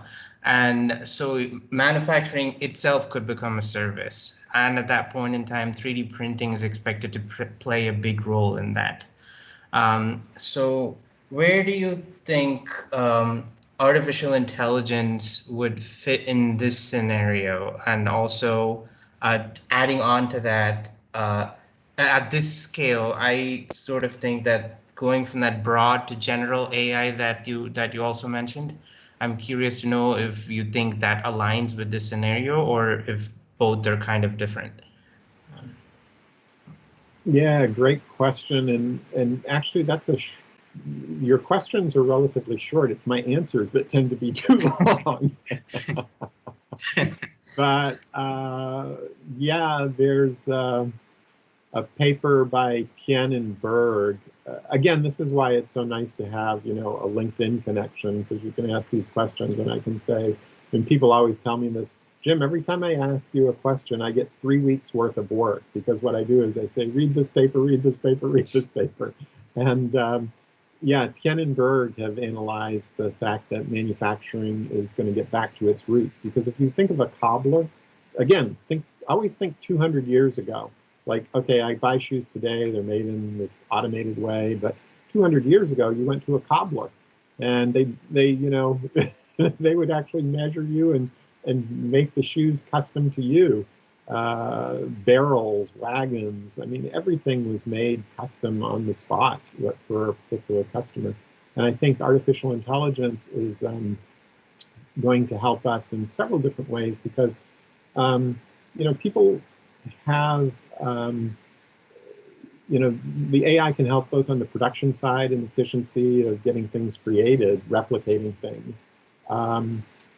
And actually, this is a really good point to get back to my presentation, because I'm going to talk about telerobotics and some other things that I think will have a bearing on this. But I do think you, Satish, I think it was, Satish, you have to think about having 100 digital workers working for you.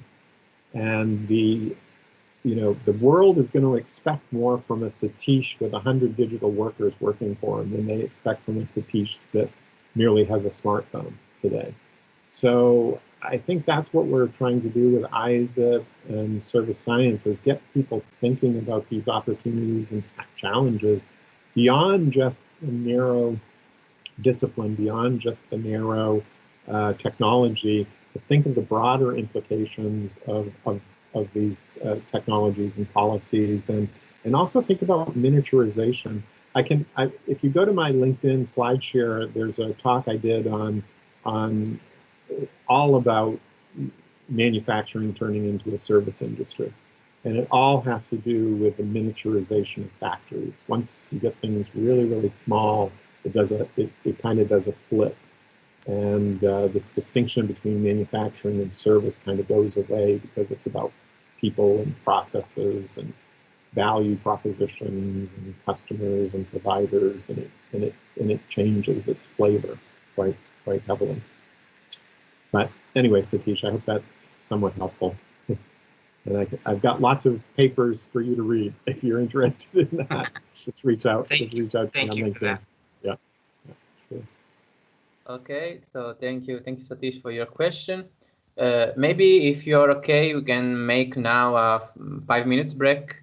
Yep. If there are no more questions, guys, for Yassi, after the break, we can start again with Jim's speech. Be back in 5. So definitely, Yassi, of course, thank you for your speech. I will become a bridge between between you and the students in case they want to know anything. But of course, they are invited to contact you directly on LinkedIn or by email or whatever they prefer. And thank you again for your ISIP introduction. Absolutely, it's my pleasure. And yes, please feel free to contact me. I just shared my slides with Antonio. And Antonio, please feel free to forward that. Sure. So see you in 5 minutes, guys. Okay.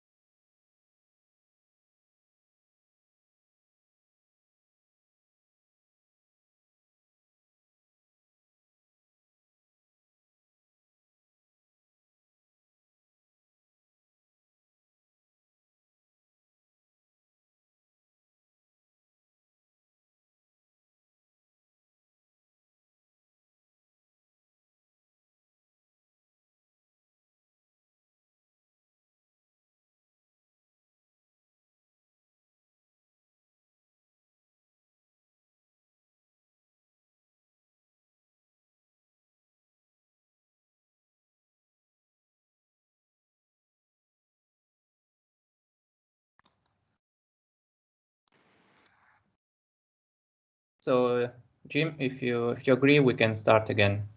Okay. Let me just share my PowerPoint.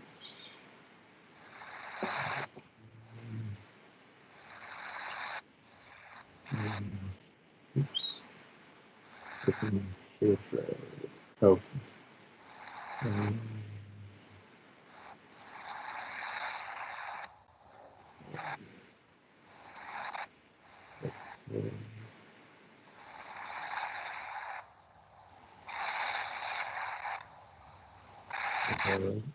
I'm hearing a little bit of noise.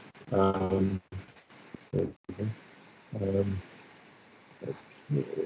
have to move some of these windows around. Okay. There's a little bit of background noise, but Yeah. Are you okay for me to start? Yeah, just let me check if there is. Sounds like a car. Yeah.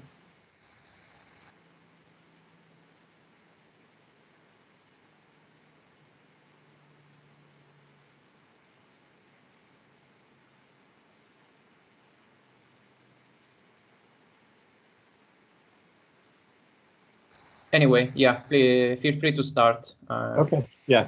So I'm just going to jump right back in.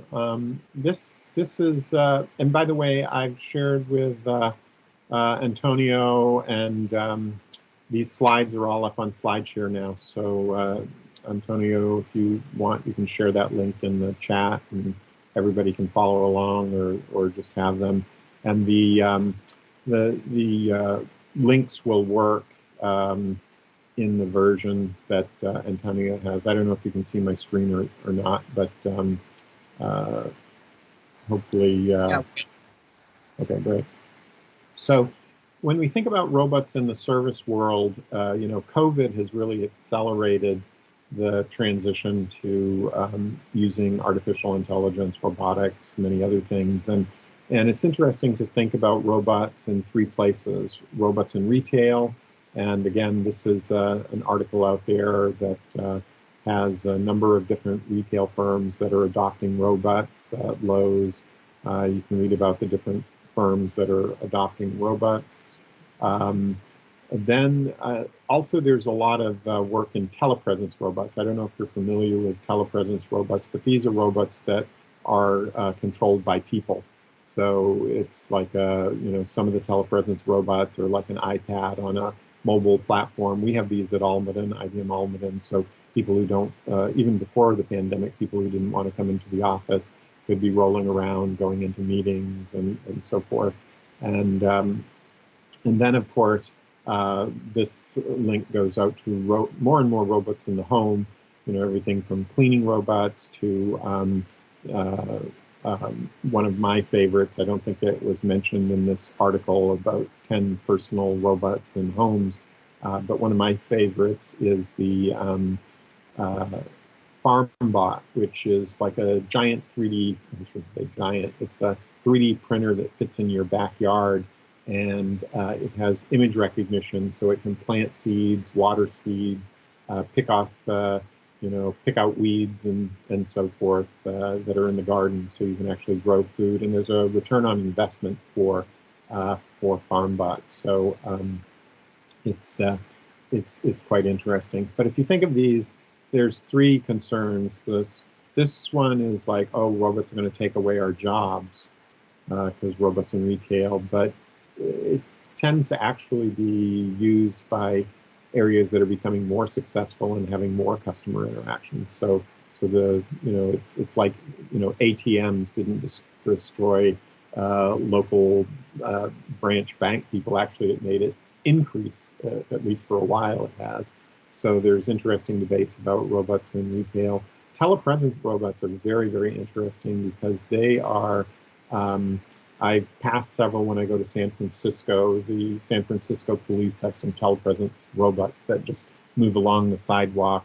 They just roll along, and, you know, they're keeping an eye on neighborhoods, and they're also, you know, if you have questions, you can go up and talk to a person remotely because it's got a screen, and you can say, hey, I'm lost, can you help me?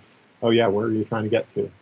You know, and then they bring up a map on the screen so you can see where you got to go. And in a city like San Francisco that has a lot of tourists, these telepresence robots, you could imagine like one police officer in charge of 10 robots that are rolling around, and he's just monitoring 10 screens. And you know, occasionally you might have to say, hold on, I'm helping somebody else somewhere else. Robots in the home obviously is going to be very, very big. And if you think about, you know, especially for people who live here in Silicon Valley, you know, we have people come in and take care of our yards. Some people have people come in and cook meals. Some people have, you know, people come in and clean their house. So there's all these service workers that were coming to people's properties. But in COVID, we're supposed to minimize contact. So, so this is accelerating the demand for more and more robots in the home. And if you think about, you know, 2 family incomes or 3 family or 4 family, if you got 4 people living in your house these days when the kids move back in, you know, it's interesting that a lot of the, you know, some of the expenses are for all of this, you know, bringing in service workers. So obviously, if you can own the robot, it can, you know, eventually there'll be robots that do the maintenance on the property, maintenance on the house. So this should lower the cost of living and therefore reduce the need for, you know, higher multiple income families. So I think it's interesting from a service science perspective, from a service systems perspective, to look at each of these 3 cases in the context of COVID. So if any of you are looking for an interesting Isip project, I think there's some interesting papers and potentially even some business expert press books in this area that could be written. Sorry, Jim. I'm sorry to interrupt you. I think that Yassi needs to leave the call. So just to say again, thanks to Yassi. Thank you, Yassi. Thank you, Yassi. And thank you. Great discovery. Great discovery summit yesterday. Thank you so much. Sorry, I didn't mean to interrupt. Yeah, reach out to me, everyone, if I can answer any questions. Thank you Thank again, Yassi. you again, Yassi. Okay, bye-bye. Bye-bye. Bye.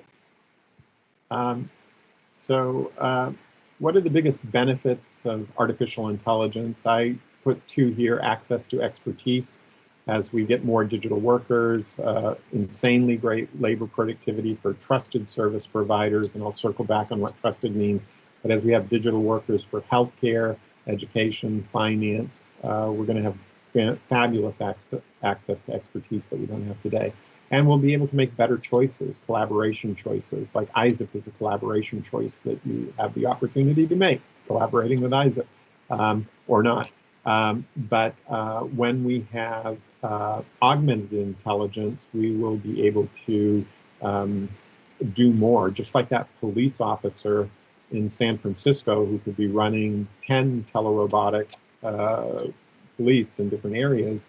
If you are controlling multiple, if you have artificial intelligence digital workers that you're in control of, you're going to be able to do more collaborations and make better decisions around how you want your collaborations to go.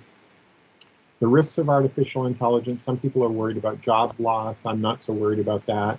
I think de-skilling is we're already seeing de-skilling of pilots as they become overly reliant on artificial intelligence.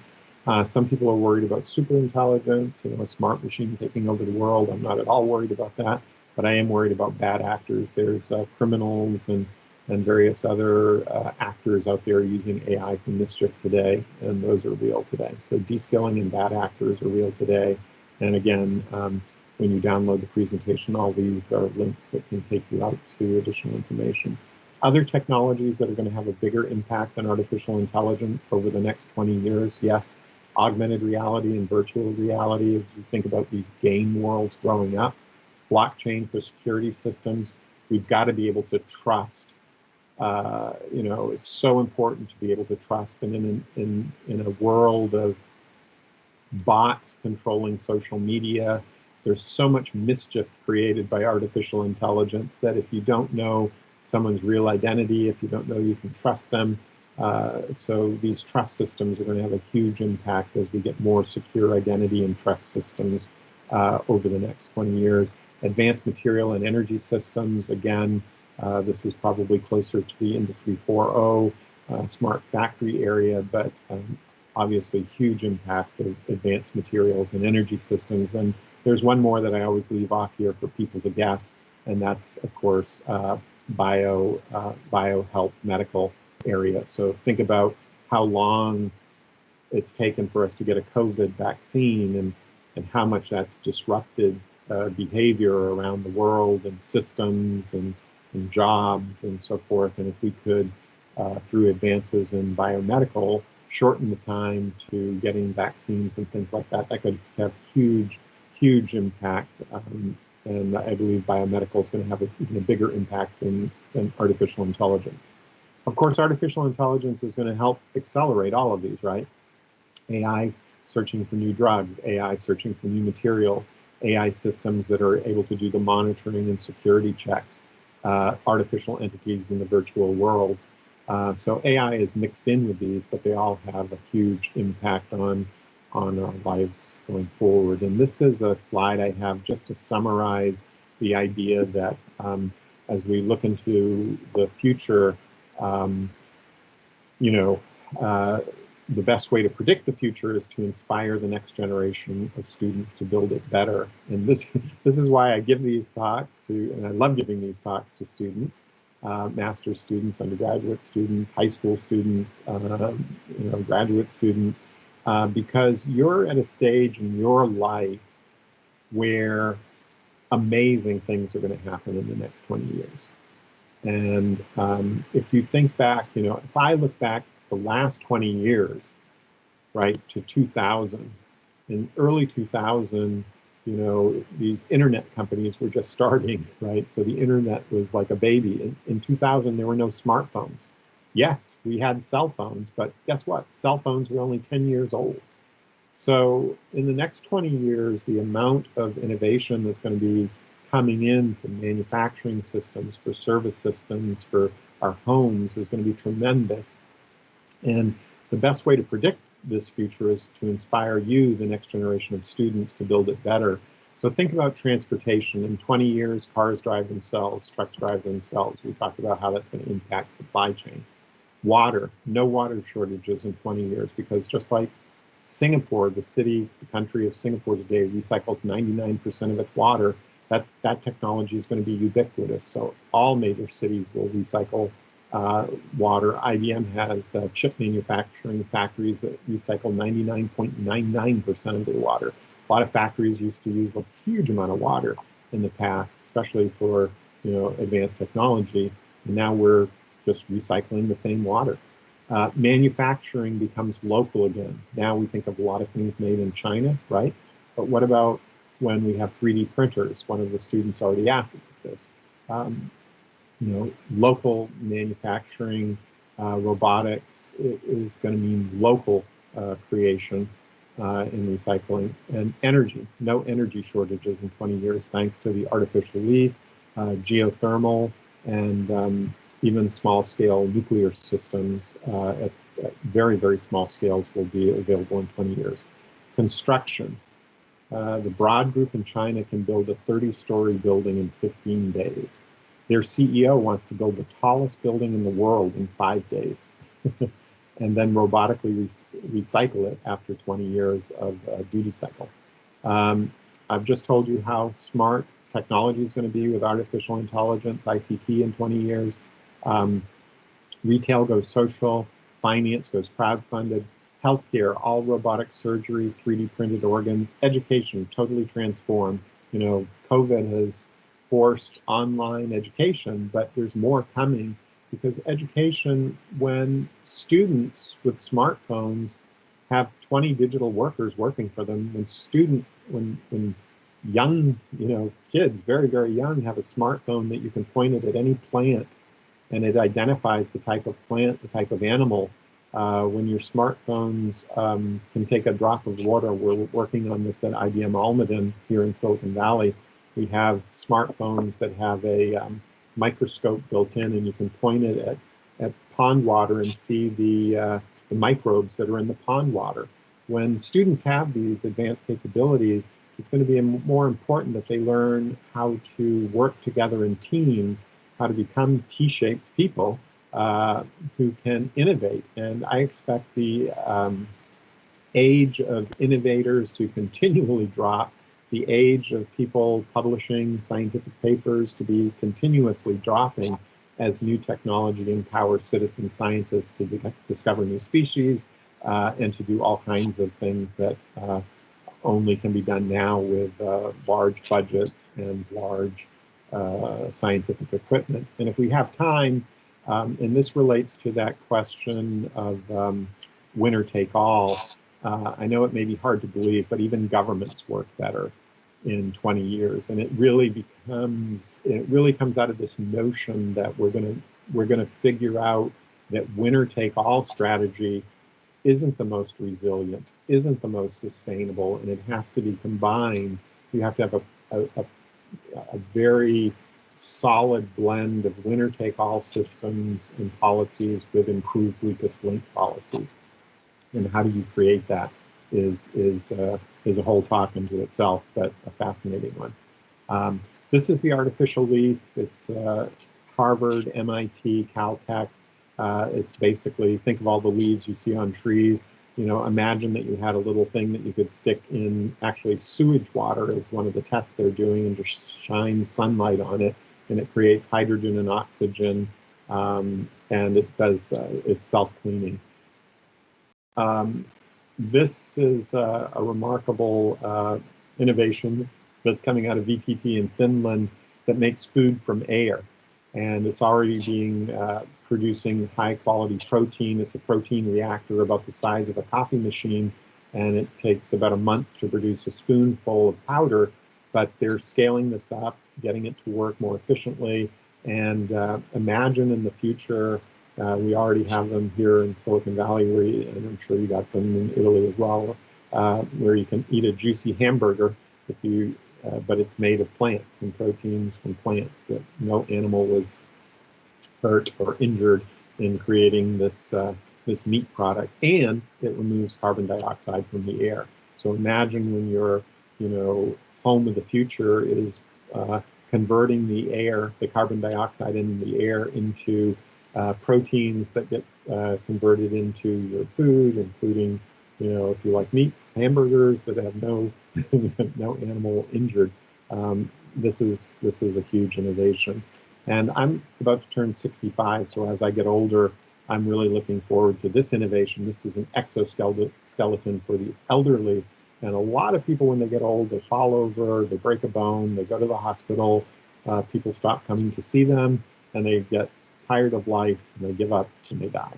And so exoskeletons are, of course, not only going to extend people's lives and the quality of life of elderly people, but they're also going to have amazing applications in factories of the future, service systems of the future, and other areas.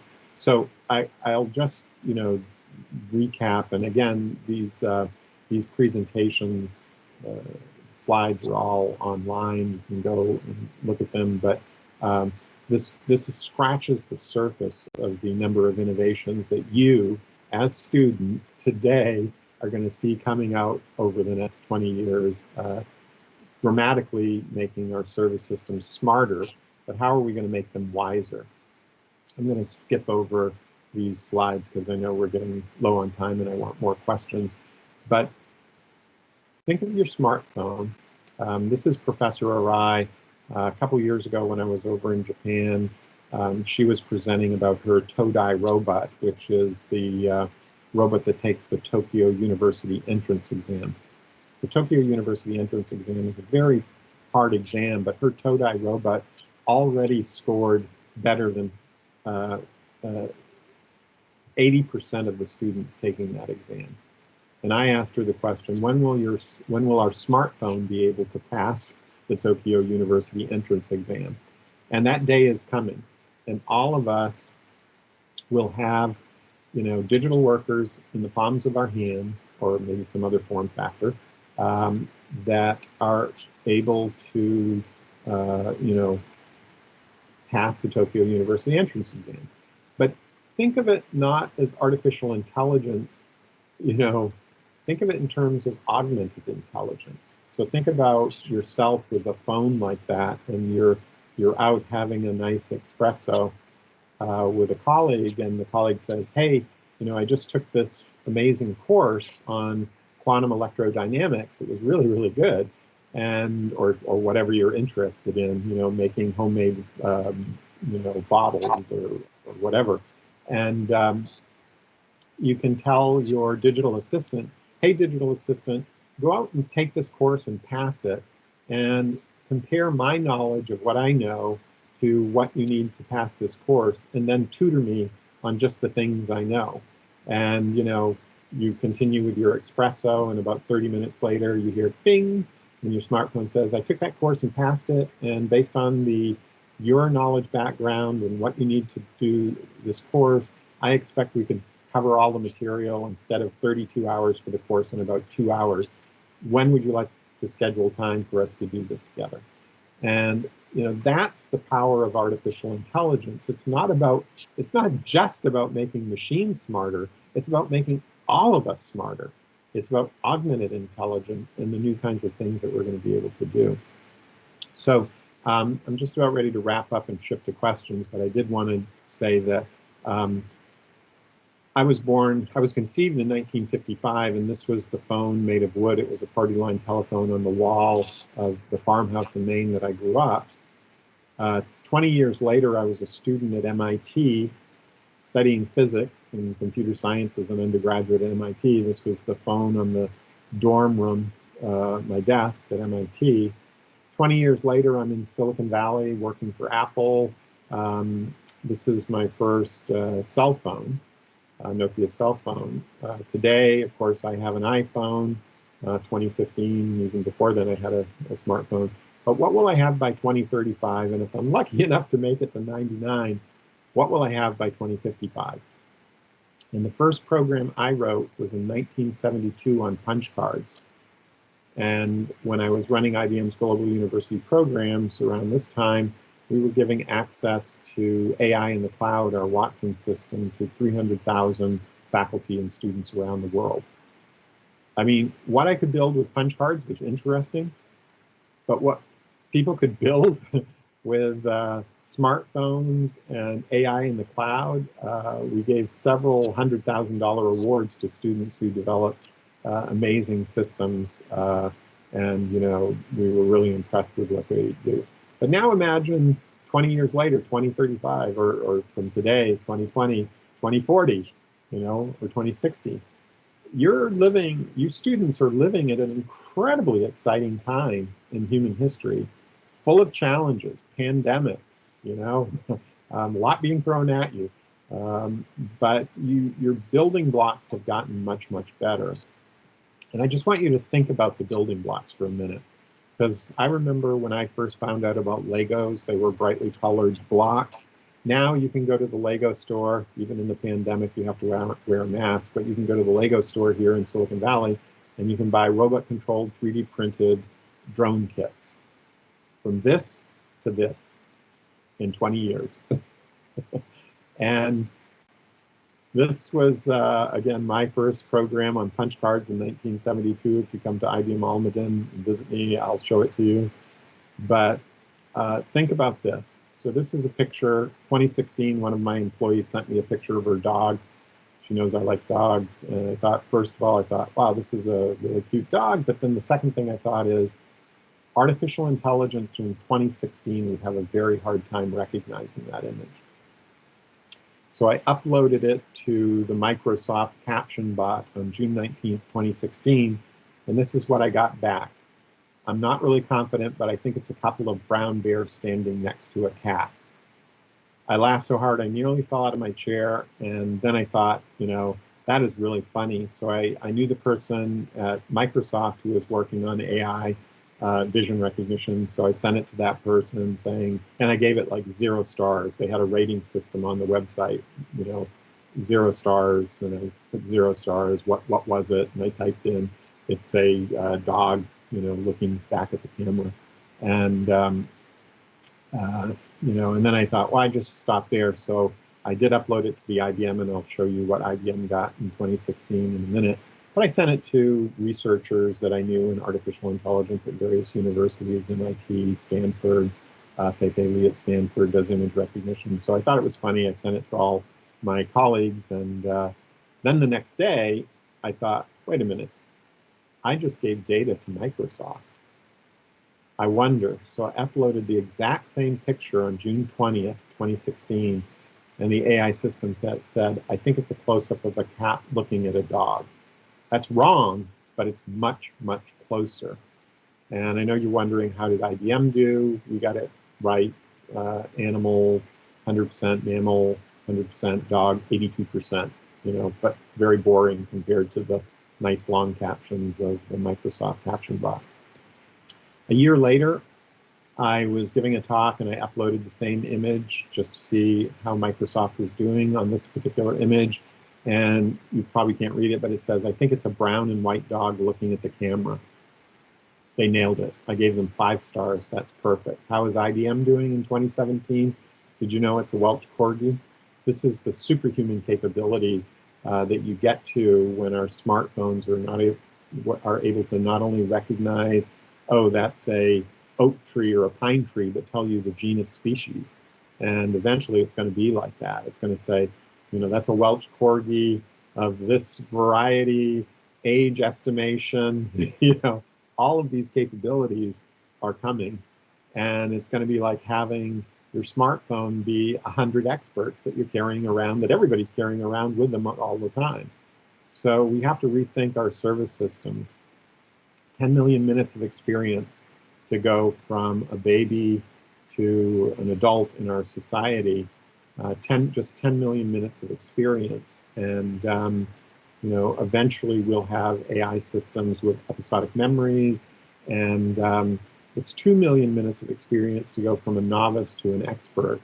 So to become like a pilot takes about 2 million minutes of experience. To become a medical technician, to become a really good dancer, you know, assuming you have the natural skill and interest, about 2 million minutes of experience for many, many tasks to go from a novice to a professional. So you can think about, you know, 10 million minutes of experience to get a base AI, and then 2 million minutes to get the experience of experts in various domains. And one of the things we've done at IBM is look at ONET, which is the 2,000 jobs that make up the US economy. And you can see everything from accountants to the zoologists. And we've started looking at, like, what does it take to be a good accountant? What does it take to be a good zoologist? And if you look at, you know, all of these occupations, some are rated green, they're good for the planet. There's a bright outlook for jobs, like management engineering has a bright outlook. This is biochemical engineers, they have a great outlook. But look at this. Read the current scientific or trade literature to stay abreast of the scientific, industrial, or technological advances.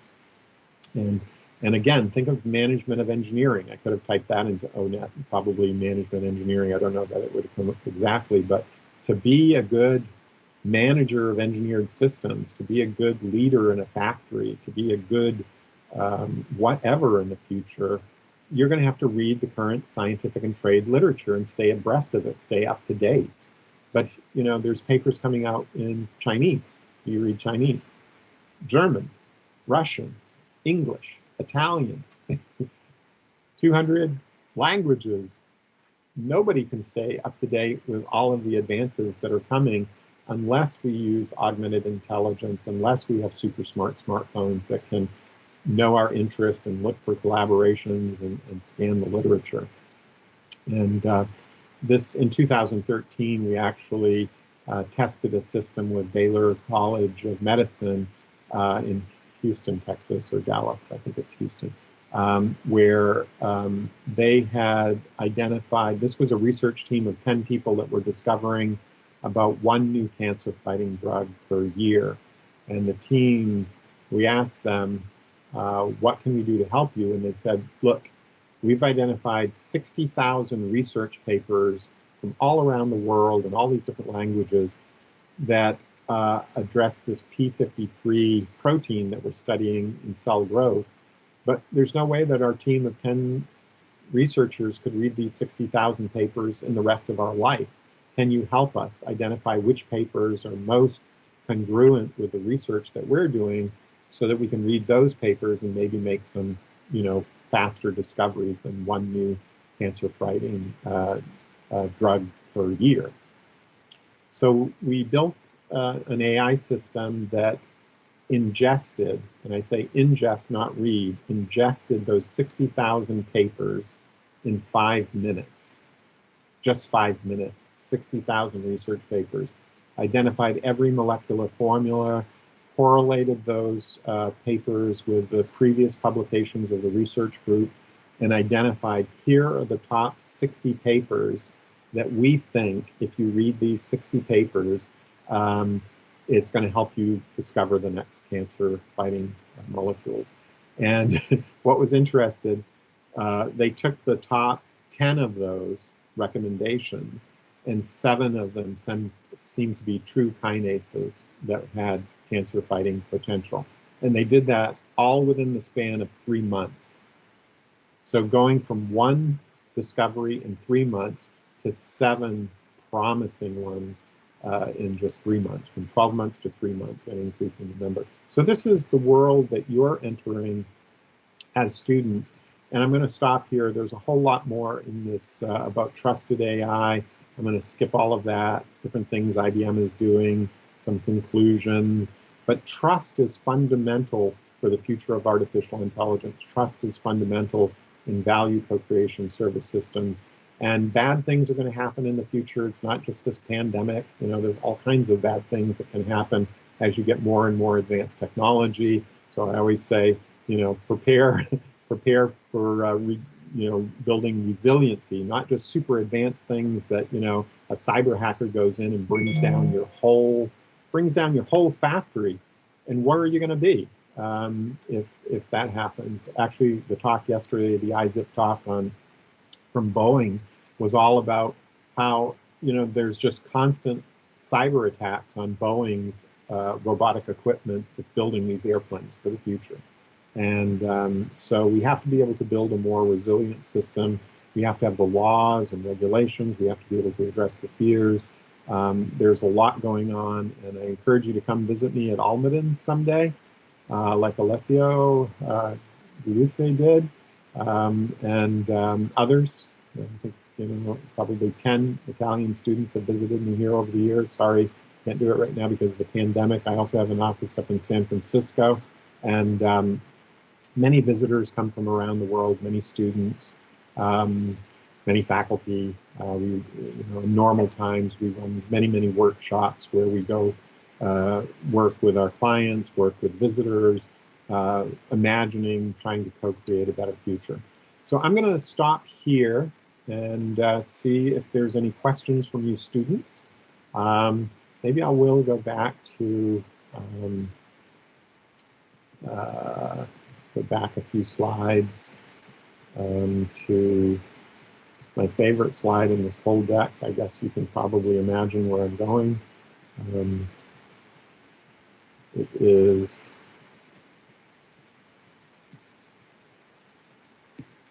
almost there. Didn't realize it was back so far. This is my favorite slide. The best way to predict the future is to inspire the next generation of students to build it better. So please fire away with questions, and I'll be happy to try to answer any that I can. Thank you very much, Jim. Thank you, Jim. Actually, if I can just make a joke, one of my favorite picture was the furry version of the teacup that you showed at the beginning of your speech. That is very nice, because it's kind of a it tells about the current limitation of AI right now, because you need to collect a lot of data so that AI algorithms can work. Machine learning algorithms still need a huge amount of data right now to be valuable. So even in industrial field today, a lot of companies are still working to to collect data from the environment, from the production environment, and so on. Otherwise, just the algorithm, the AI algorithm is not fruitful, I guess. So, dealing with data and with huge amount of data and collecting data from the environment is fundamental. We have, I feel, one question from Greta. Yep. Please, Greta, go. Guys, if you want to switch on your camera, Greta, as well, and even the other people, so we can so many look each other.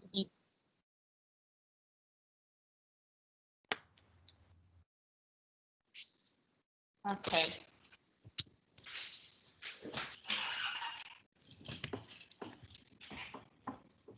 I don't know if you can, probably not. Yep. Okay. We could have so many innovative ideas that could improve the life of the people, like smartphone too. But can we predict at the same time the negative effects of on the society of this idea?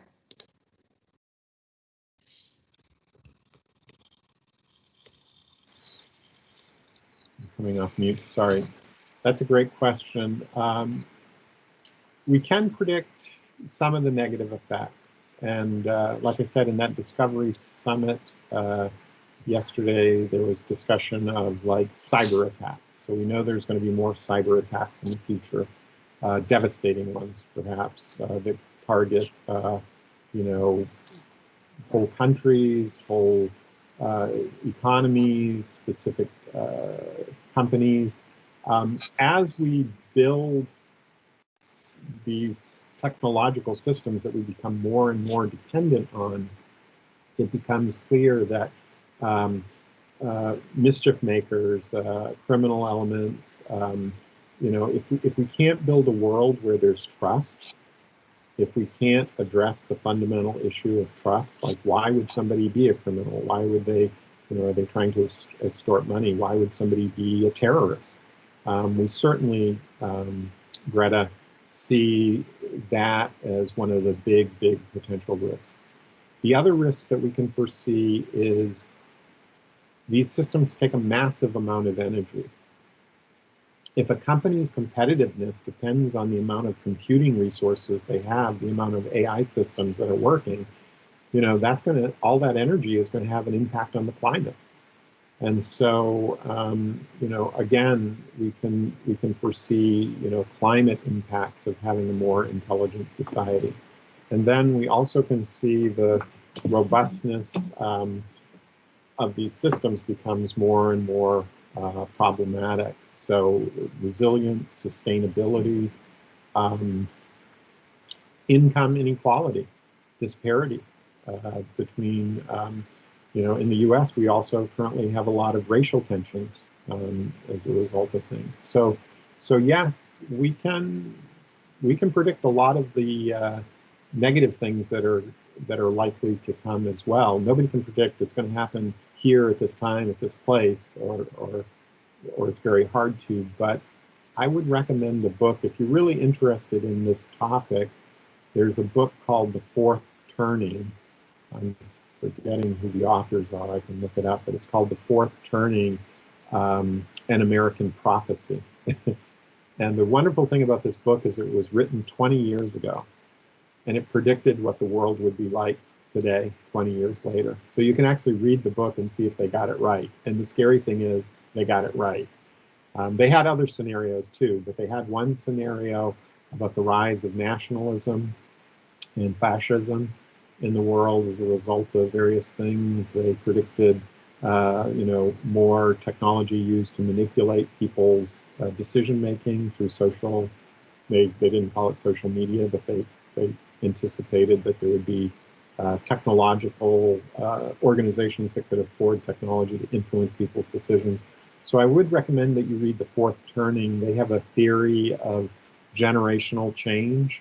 And I studied it when I was really interested in wiser service systems and how do we create a world that's better for our children, grandchildren, great-grandchildren. we need to have a theory of generational change and how that works. So I do recommend The Fourth Turning. There are a couple new books out on, in fact, there's a couple conferences that are doing call for papers. They call it the, the dark side of artificial intelligence. So I imagine if you go to those conferences, you're going to get every talk is about something horrible that's going to come out of artificial intelligence.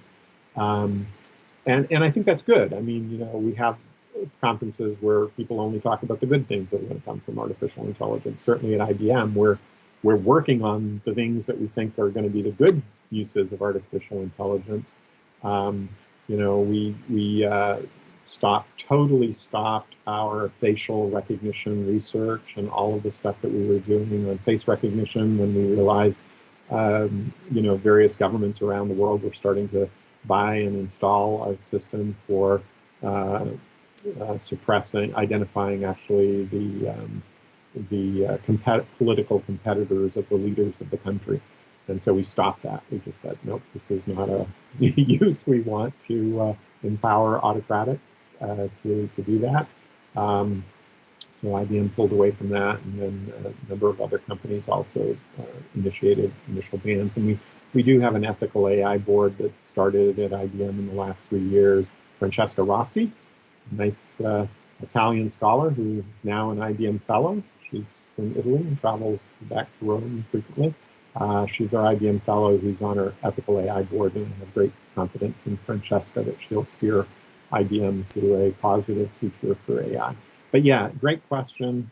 And this is again why your generation is going to have amazing building blocks, but they can be used for good or bad. And your generation is going to have a lot of hardship as a result of, not just pandemics, but bad uses of stuff. And you just have to kind of prepare for that. And I'll just end by saying, I think the great thing about people is we're resilient. We spring back from disasters. We make the best of the world around us, and we just keep pushing forward. So thanks, Greta, for the question.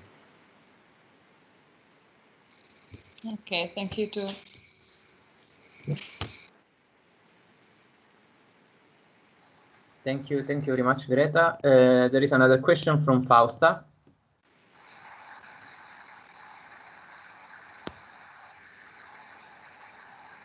Yes, I opened my camera. Oh. I don't know why, but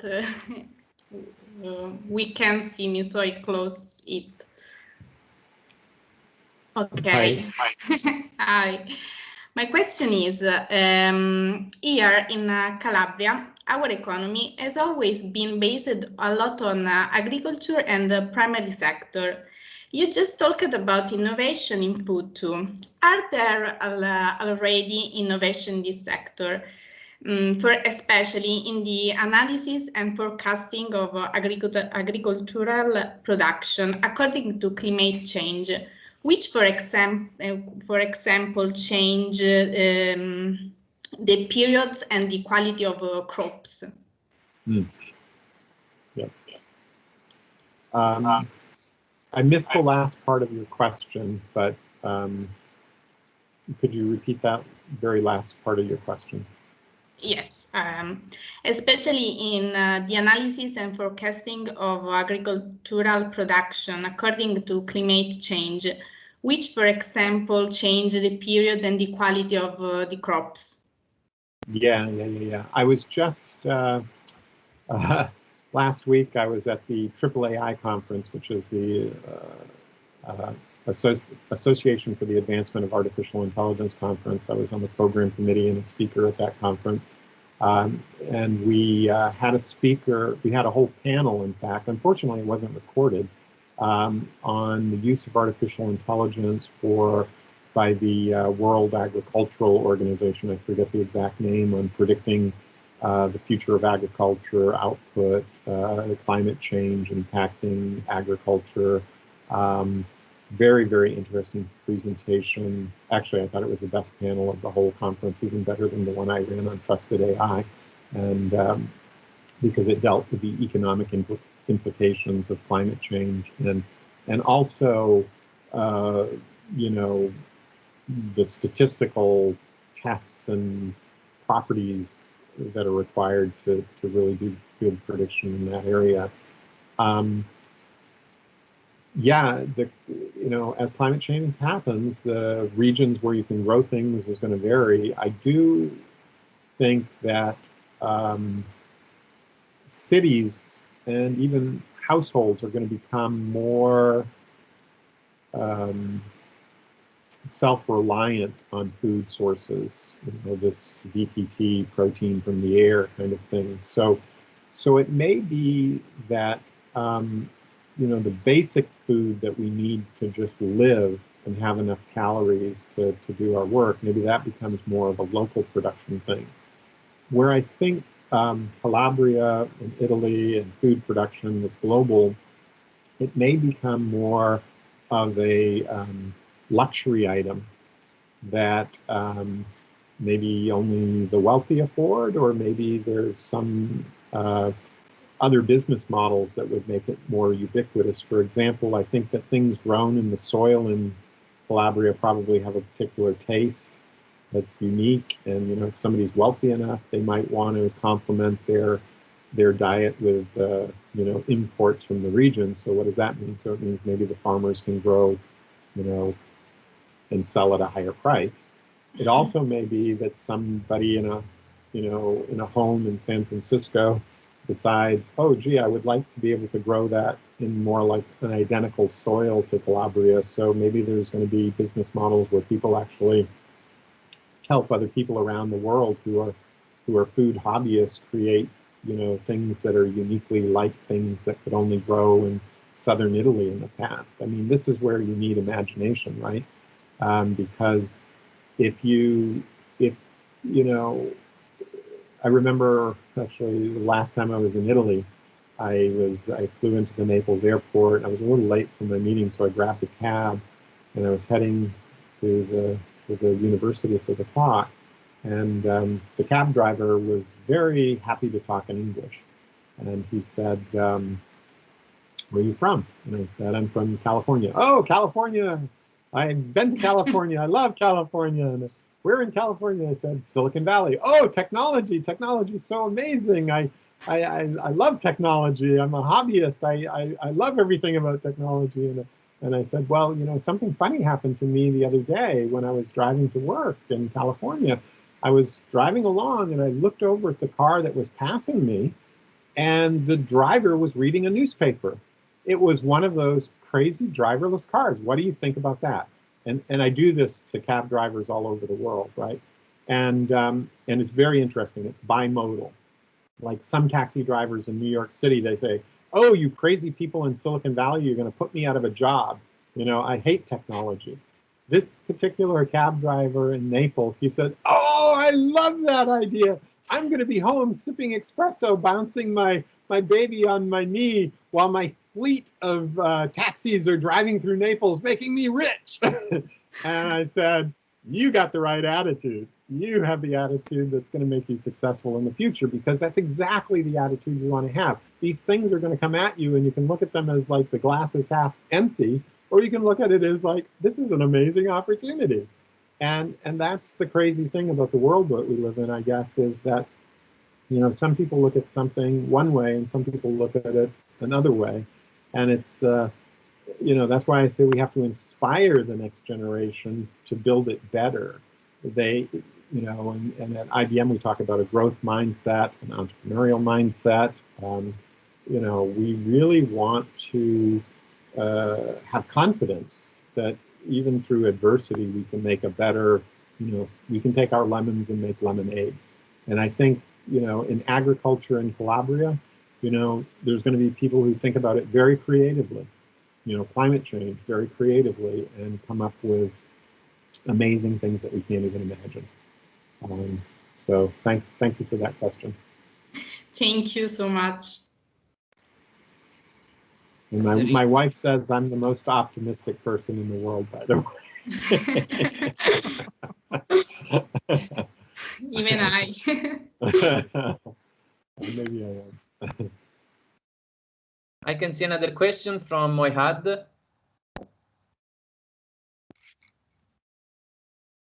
and I'll try to give shorter answers. Yeah, so we can do you hear me? Yeah. Yeah. Now can you see me and hear me? I see a big B. Now? Now I can see you. Hey. Yeah.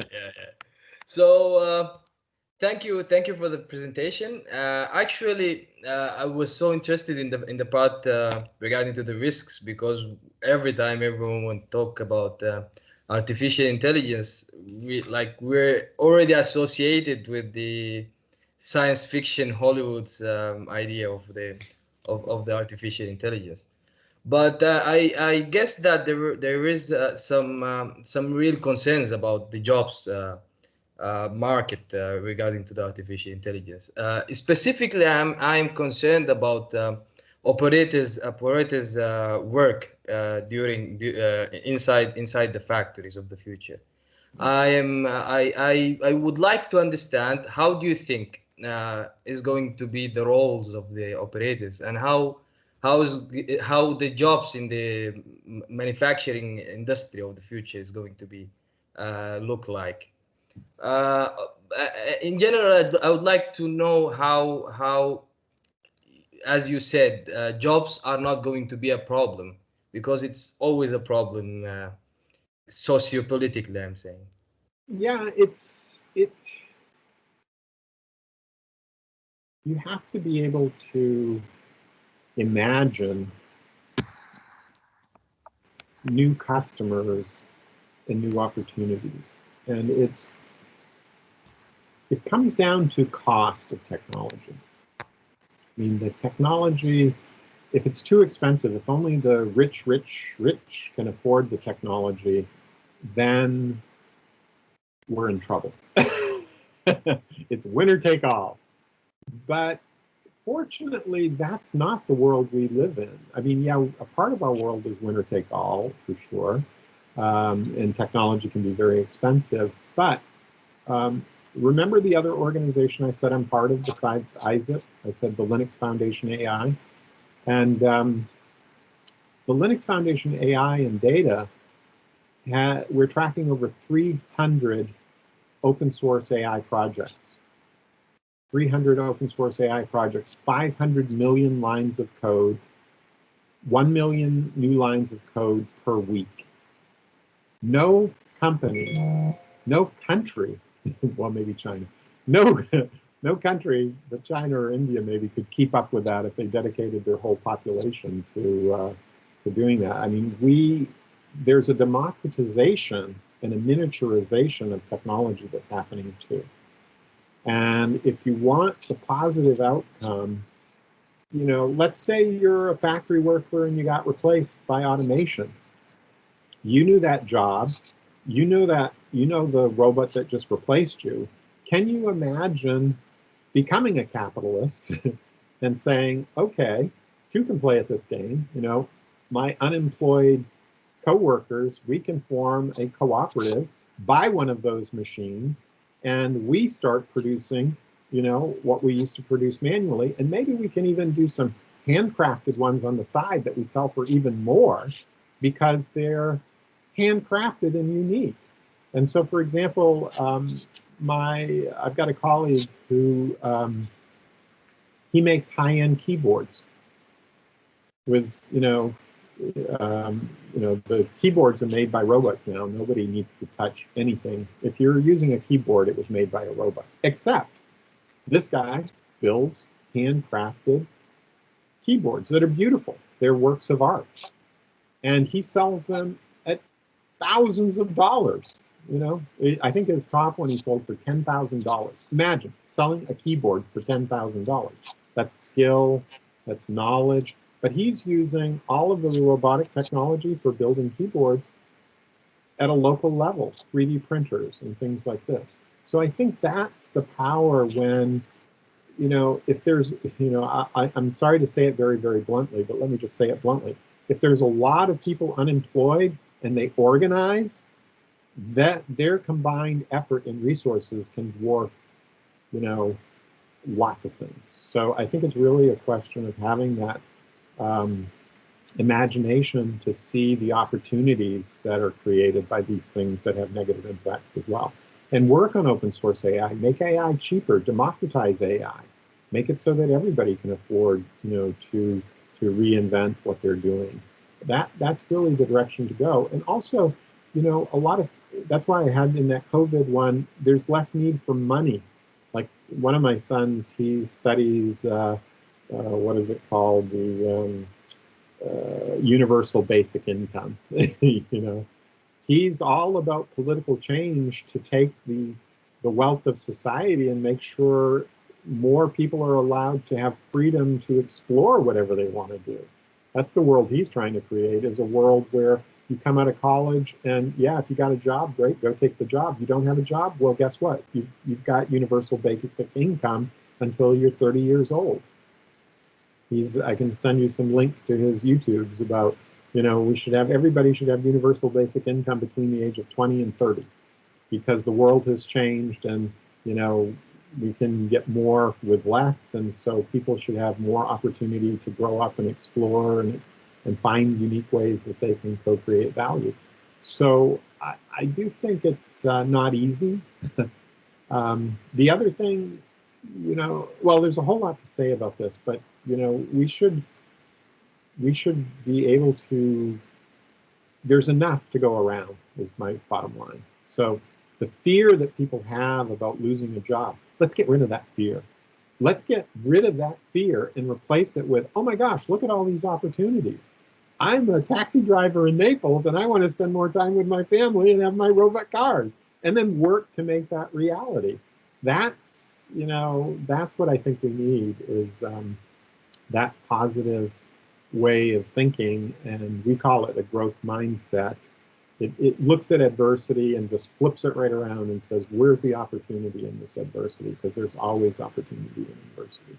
We just have to, it's hard, but we have to be able to do that mental gymnastics. So again, I'm not worried about joblessness. I'm more worried about the things that I said, which are the cybersecurity mischief makers, people. And I'm also worried about people who have enough money to become super lazy and be de-skilled. And, we get a world of people who maybe don't have that imagination and motivation because life is good, and they just put on their virtual reality helmet and close out the rest of the world. And, and then the system goes down and they can't get their virtual reality, and they become angry at the world and create mischief and madness. So, I mean, I know this is philosophical, but it's your generation is going to have very powerful tools, and it's not just going to be good stuff. It's going to be bad stuff that people are using these powerful tools for. And maybe that's history, right? Maybe that's, we look back at history and there's been a lot of struggle to get to where we are today, and it's relatively peaceful actually right now, but that doesn't mean it's going to stay peaceful. We have to be prepared for really bad things, not just the good things. Anyway, don't mean to be a downer, but because I'm very optimistic actually. I think it's going to be great. I think your mic is off. Okay. Oh, yeah. Now you can hear me, I think. Yeah. Okay. Based on your optimism and of course your experience, where do you think we are in terms of having these factories, the fully automated work by robots and like having this vision? Well, by 2080, absolutely by 2080. 2080 is like the farthest out prediction that I've got, because by 2080 you should have an exascale for $1,000. I think we can get pretty automated factories when we have petascale at $1,000, which is 2060. And I think we're going to have super smartphones when we have terascale at $1,000, which we get by 2030. So, you know, some people think Moore's law will stop. We certainly have to bring the energy down. There's a lot of people at Intel, IBM, various other companies working on bringing energy costs down. But you know, it's best to be prepared for it happening sooner. I think more around 2030. Yeah, you know, it all comes down to specifics. Like, you know, there's certain types of things like making keyboards that you can have robots do. Right? Even the iPhones, the smartphones, are, you know, Foxconn used to have these big campuses that employed literally hundreds of thousands of people. I remember talking to the CEO of Foxconn one time. He was telling me about these campuses where he would bring people from rural China who had no hope of a job, put them in these, you know, 100,000 person campuses, and then they would build iPhones, you know, and smartphones. And, you know, it's now, Foxconn is one of the largest purchases of robots, industrial robots in China. And, you know, more and more of that work that was done by people are being done by robots. So it really depends on the specific item that you're talking about, keyboards, smartphones. I remember when I toured a factory in BMW, and he was showing me the robotic BMW factory. It was in Germany. And he said, now I'm going to show you the robots that build the robots that build the cars. And then he said, now I'm going to show you the robots that build the robots that build the robots that build the cars. And then we finally got to the end of the tour, and there were a bunch of Germans sitting around drinking beer in the middle of the day. And I said, what the heck is this? Because I like beer. And he said, oh, by German law, we have to offer beer in any factory that employs more than such number of people. And yeah, you have your beer breaks. And in the BMW factory with all these robots, there was like a beer thing. So that shows you that there's this, there were still people in the factory, but they were drinking beer. They weren't out there doing stuff. Now I'm just saying that as kind of a joke, because there were very serious people doing precise measurements on the technology, but I'm just showing you that's a socio-technical system. That was weird to me. I go to Japan, I go to China, I see all of these things, India. There's a human element to everything, and we can design systems that allow the best in people. You know, if people really want to achieve a lot, we can design systems that help people achieve a lot. So anyway, I know we're out of time, but thanks for your question. Apologies for my long rambling answers. But I guess that's what happens when you get old, is you get long rambling answers. Thank you very much. You're welcome. I can see two more questions, actually three. The first one from Mattia. Mattia, please. Hi, can you see me? Can you hear me? Yeah. Hi, Mr. Spohrer. Yeah, we can see you. Hi. I apologize in advance for my bad English. And I want to ask you two very short questions. The first is, what kind of role will a management engineer play in Industry 4.0, and what skills should he have? And the second is more general, and do you believe that the COVID pandemic will permanently change the type of work that it is actually done in factories? Yeah, I think you've got a great future, management of engineering, and it's primarily about optimization, digital transformation, and you know, creating this automated world. I think that's where, you know, the money and investment is going, is towards this automated world that I talked about on my probably second or third slide. So, and that is a process that's going to take decades. Don't let anybody tell you it's going to be over in years. It's going to take decades. So your job security is pretty good for the next, you know, couple of years. You may have to change employer multiple times, and you may find that there's different scale factories that you're working in, but you know, I think it's a very, very, you know, automation is going to take a while, and there's always going to be newer technologies. more miniaturized technologies, different use cases on the edge. You know, so I think that's the role of the management of engineering, is to modernize that whole production manufacturing part of our society. And it will spill over as you get more robotics and service systems, you know, robotic hotels, then, you know, management of engineers. It's not just for manufacturing, it's for all different types of service systems. Even hospitals will have a need for robotic automation. So management of engineers, you've got a very secure lot. You may have to change from like pure manufacturing to healthcare at some point in the future, but you're okay. What was the second part of your question? Sorry. If this COVID pandemic will permanently change the work in factories? Yes and no. Yes, it's accelerating everything.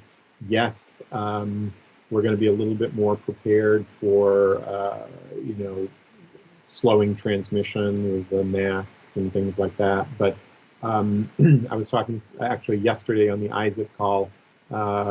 One of the moderators was from Sweden, and he said every year when it snows in Sweden, and it's been snowing in Sweden every year, you'd think we would be able to remove the snow quickly, but no, the whole country shuts down the first snow, and we have to relearn how to remove the snow. And then, you know, within a day or two, we've relearned how to remove the snow, and then it goes good for the rest of the year. And basically, there's learning curves. And, you know, we've learned quite a bit from the pandemic, but it's a learning curve. You know, if we go 5 years without a pandemic, you know, there's going to be we got to relearn how to deal with a pandemic. So yeah, there's relearning curves on everything. Permanently changed. Yeah, we're going to be a little bit faster in the near term. We know how to do the mass production, we know social distancing.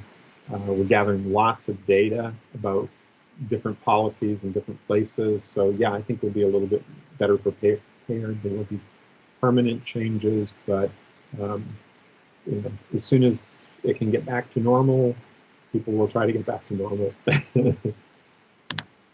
Okay, thank you. Thank you so much. You're welcome. Next question is from Stefan. Stefan. Yeah, I'm trying to activate my camera. Okay, it doesn't work. Okay. Yeah. Hello. Thank you for your presentation. And my question would be about the data collection for AI, because I heard it's pretty difficult to collect the data, and the AI quality depends on the data. And I had a discussion with a professor of my university, because I'm a guest here, basically. I'm from Austria, and it was with a professor of a big truck manufacturer from Germany, and it was about the discussion was about Tesla. And Tesla, they're putting many sensors into the cars and collecting the data on the field to make in sprints or in just to get new software to the cars by not needing any additional hardware or anything, just to update it. And my question to this would be, how is the data generally collected, and is the approach of Tesla a good idea, or is there any direction how this goes, this trend? Yeah, definitely. Sensors are getting better. Collecting data is getting easier. Tesla has it relatively easy in that, you know, it's gathering data about the characteristics of the car, characteristics of the road, and definitely the more data you have for current level AI technology, it's the best way to find all the edge cases, and that's what's slowing it down. Is there's, you know, it's like the fuzzy teacup, right? There's so many edge cases, right? You know, a bag caught in the wind blowing in front of a car, you know, how many training data sets do you have to have before you can identify garbage blowing on streets, right? So yeah, data is essential to the current level of technology. There is work. IBM and MIT are working on something called logical neural networks. If you check XArchive and type in logical neural network, you can see that we're developing kind of like a next generation of neural networks that maybe won't need so much data, that will learn more the way we do, you know, and so I do expect that future systems will require less data than current systems, but the world we're in today, it's all about the quality and quantity of data you can have. And yesterday on the Isip Discovery Summit, there was a leader from Cisco, and he was talking about the data, their supply chain data. And he said, never trust your data. Always distrust your data. Always have processes in place where you monitor the quality of your data. Because yes, we're totally dependent on data, but if you blindly, you know, just put it in and grind it away and think you're getting something good, no, it's data is something we need today. The more, the better.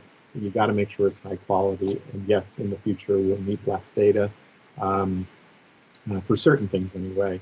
You know, things that like driving that we know people can get good at, really good at, with a lot less data than we're giving these driverless vehicles. So Elon Musk and Tesla are doing the right thing for driverless vehicles of today, but you know, the way we create driverless vehicle AI in the future might not be related to all that data that they've collected. It may be a much simpler systems.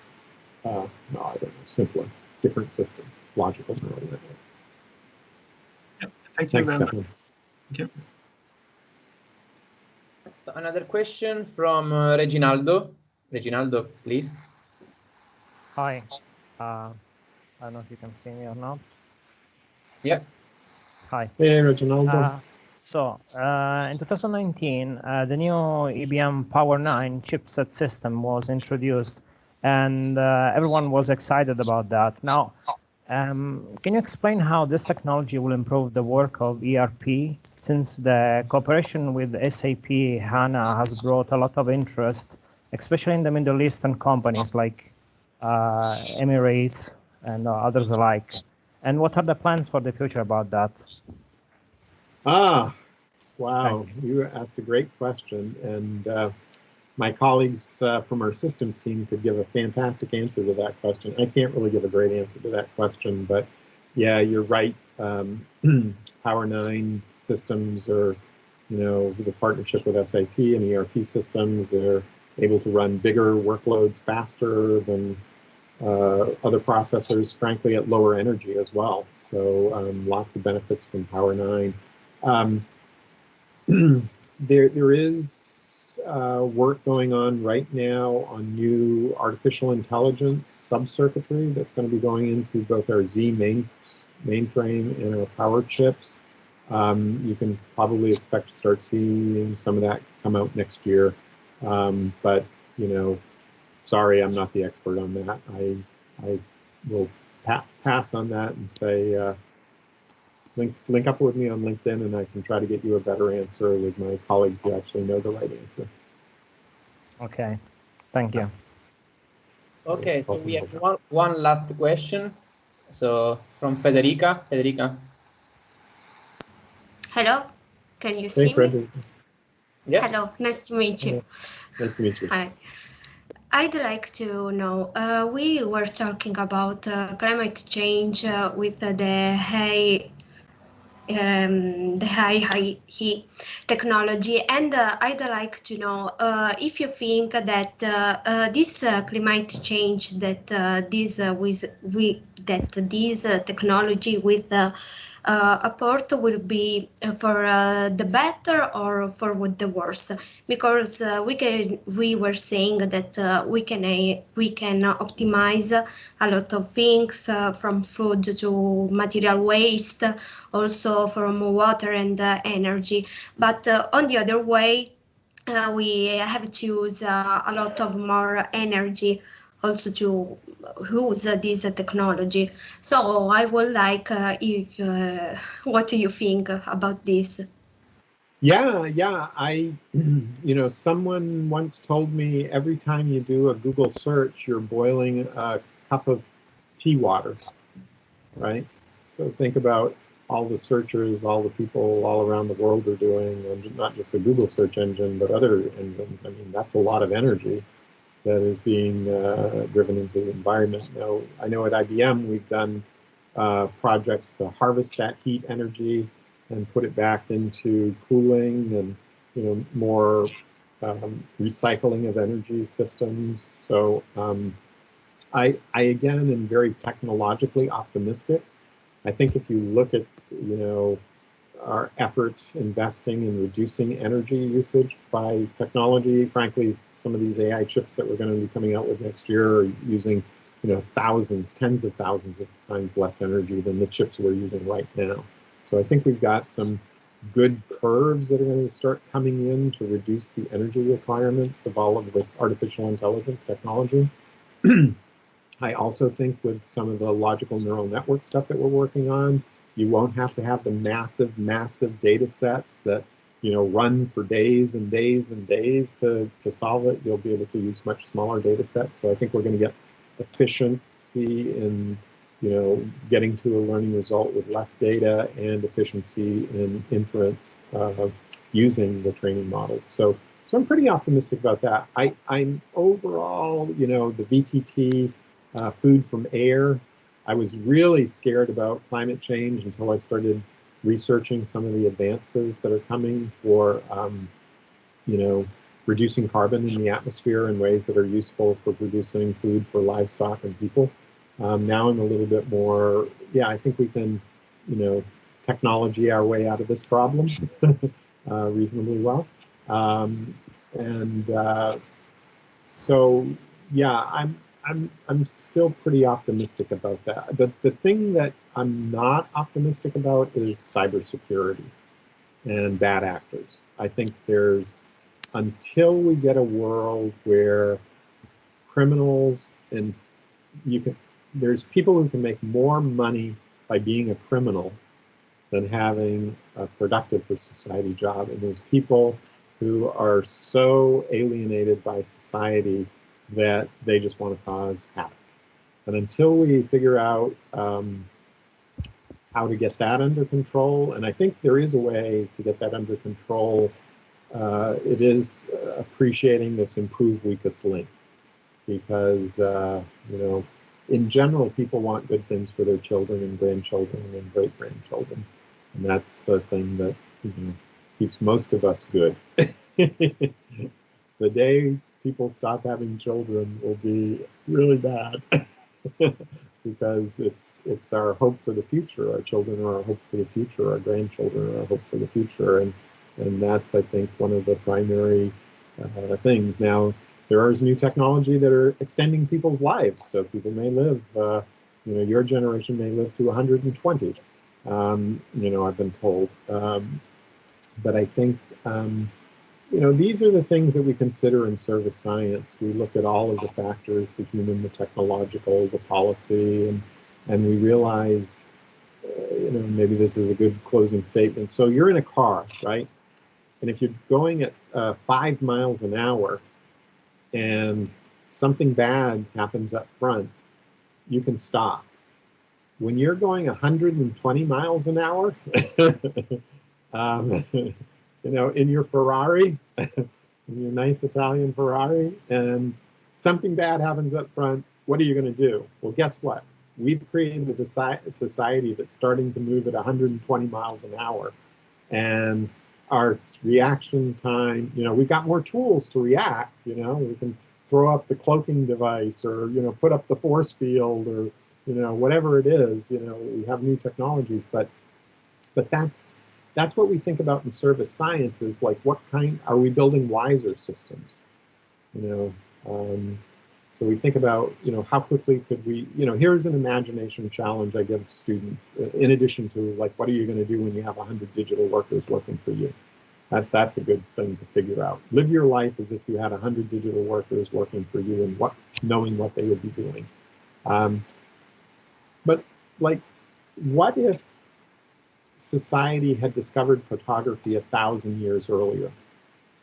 In Rome, there were camera obscura, And I don't know if you know what a camera obscura is, but you know, there would be these little holes in the wall, and the sun at a certain time of day would come in and it would project an inverted image of what was outside on the wall. And apparently wealthy Romans liked building camera obscura because it was a cool thing to talk about, that you can see this inverted picture. Now I've heard that some plasters that were put on that wall, because the image didn't change much outside, an imprint started to be put on the wall. So that was the beginning of someone thinking about photography, right? Chemical changes happening with light so that you're creating a picture. So how would the world be different if we had discovered photography 1,000 years sooner? What if the Romans had discovered photography? How would that change the world that we live in today?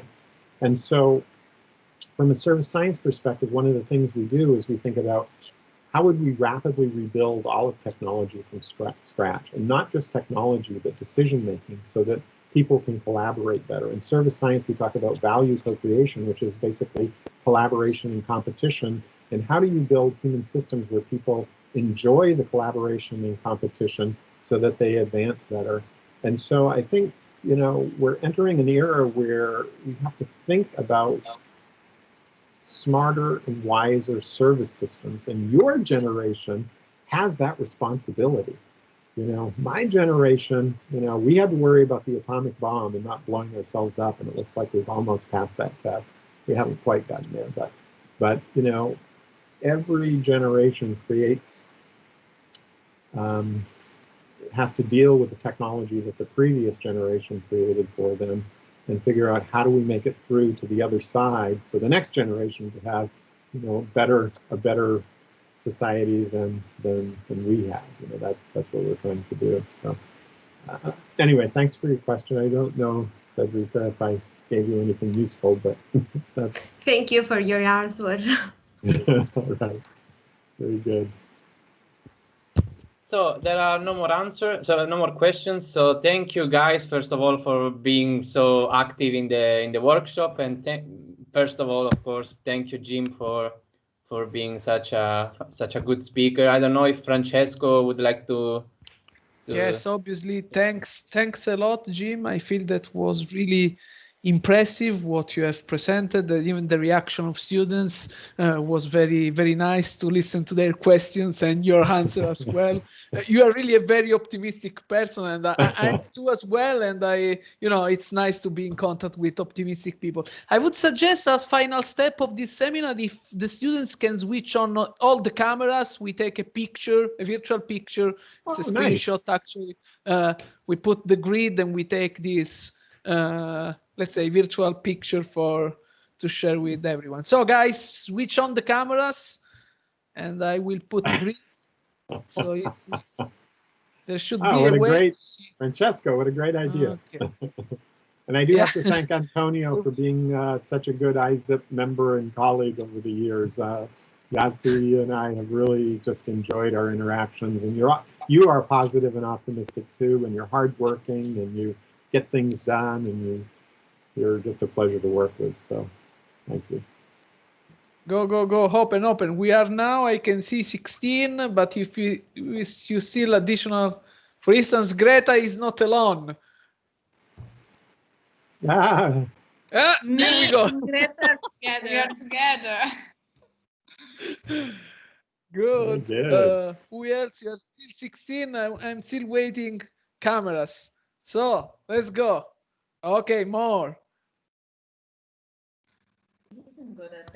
More. The network is going to crash soon, I feel, but don't worry. Let's go ahead. Antonio, you can take screenshots from time to time, okay? Yeah, I am. Good. Okay, here we go. Okay, we are still increasing. 3, 5, 10, 14, 18. We are close to 20. Let's wait 20 and we take picture. Two more.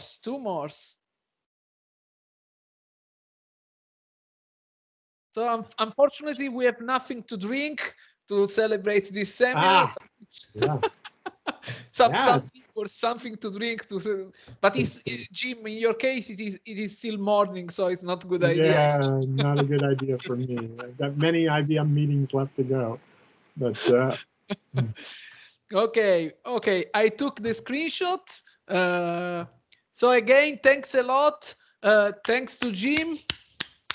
Thank you. Switch on your microphone, guys. Bye. Have a good day. Thank you. Thank you. I wish I could be there in person with you all and go out for a nice meal. Bye. Thank you. Bye, Jim. Goodbye. Bye. Bye.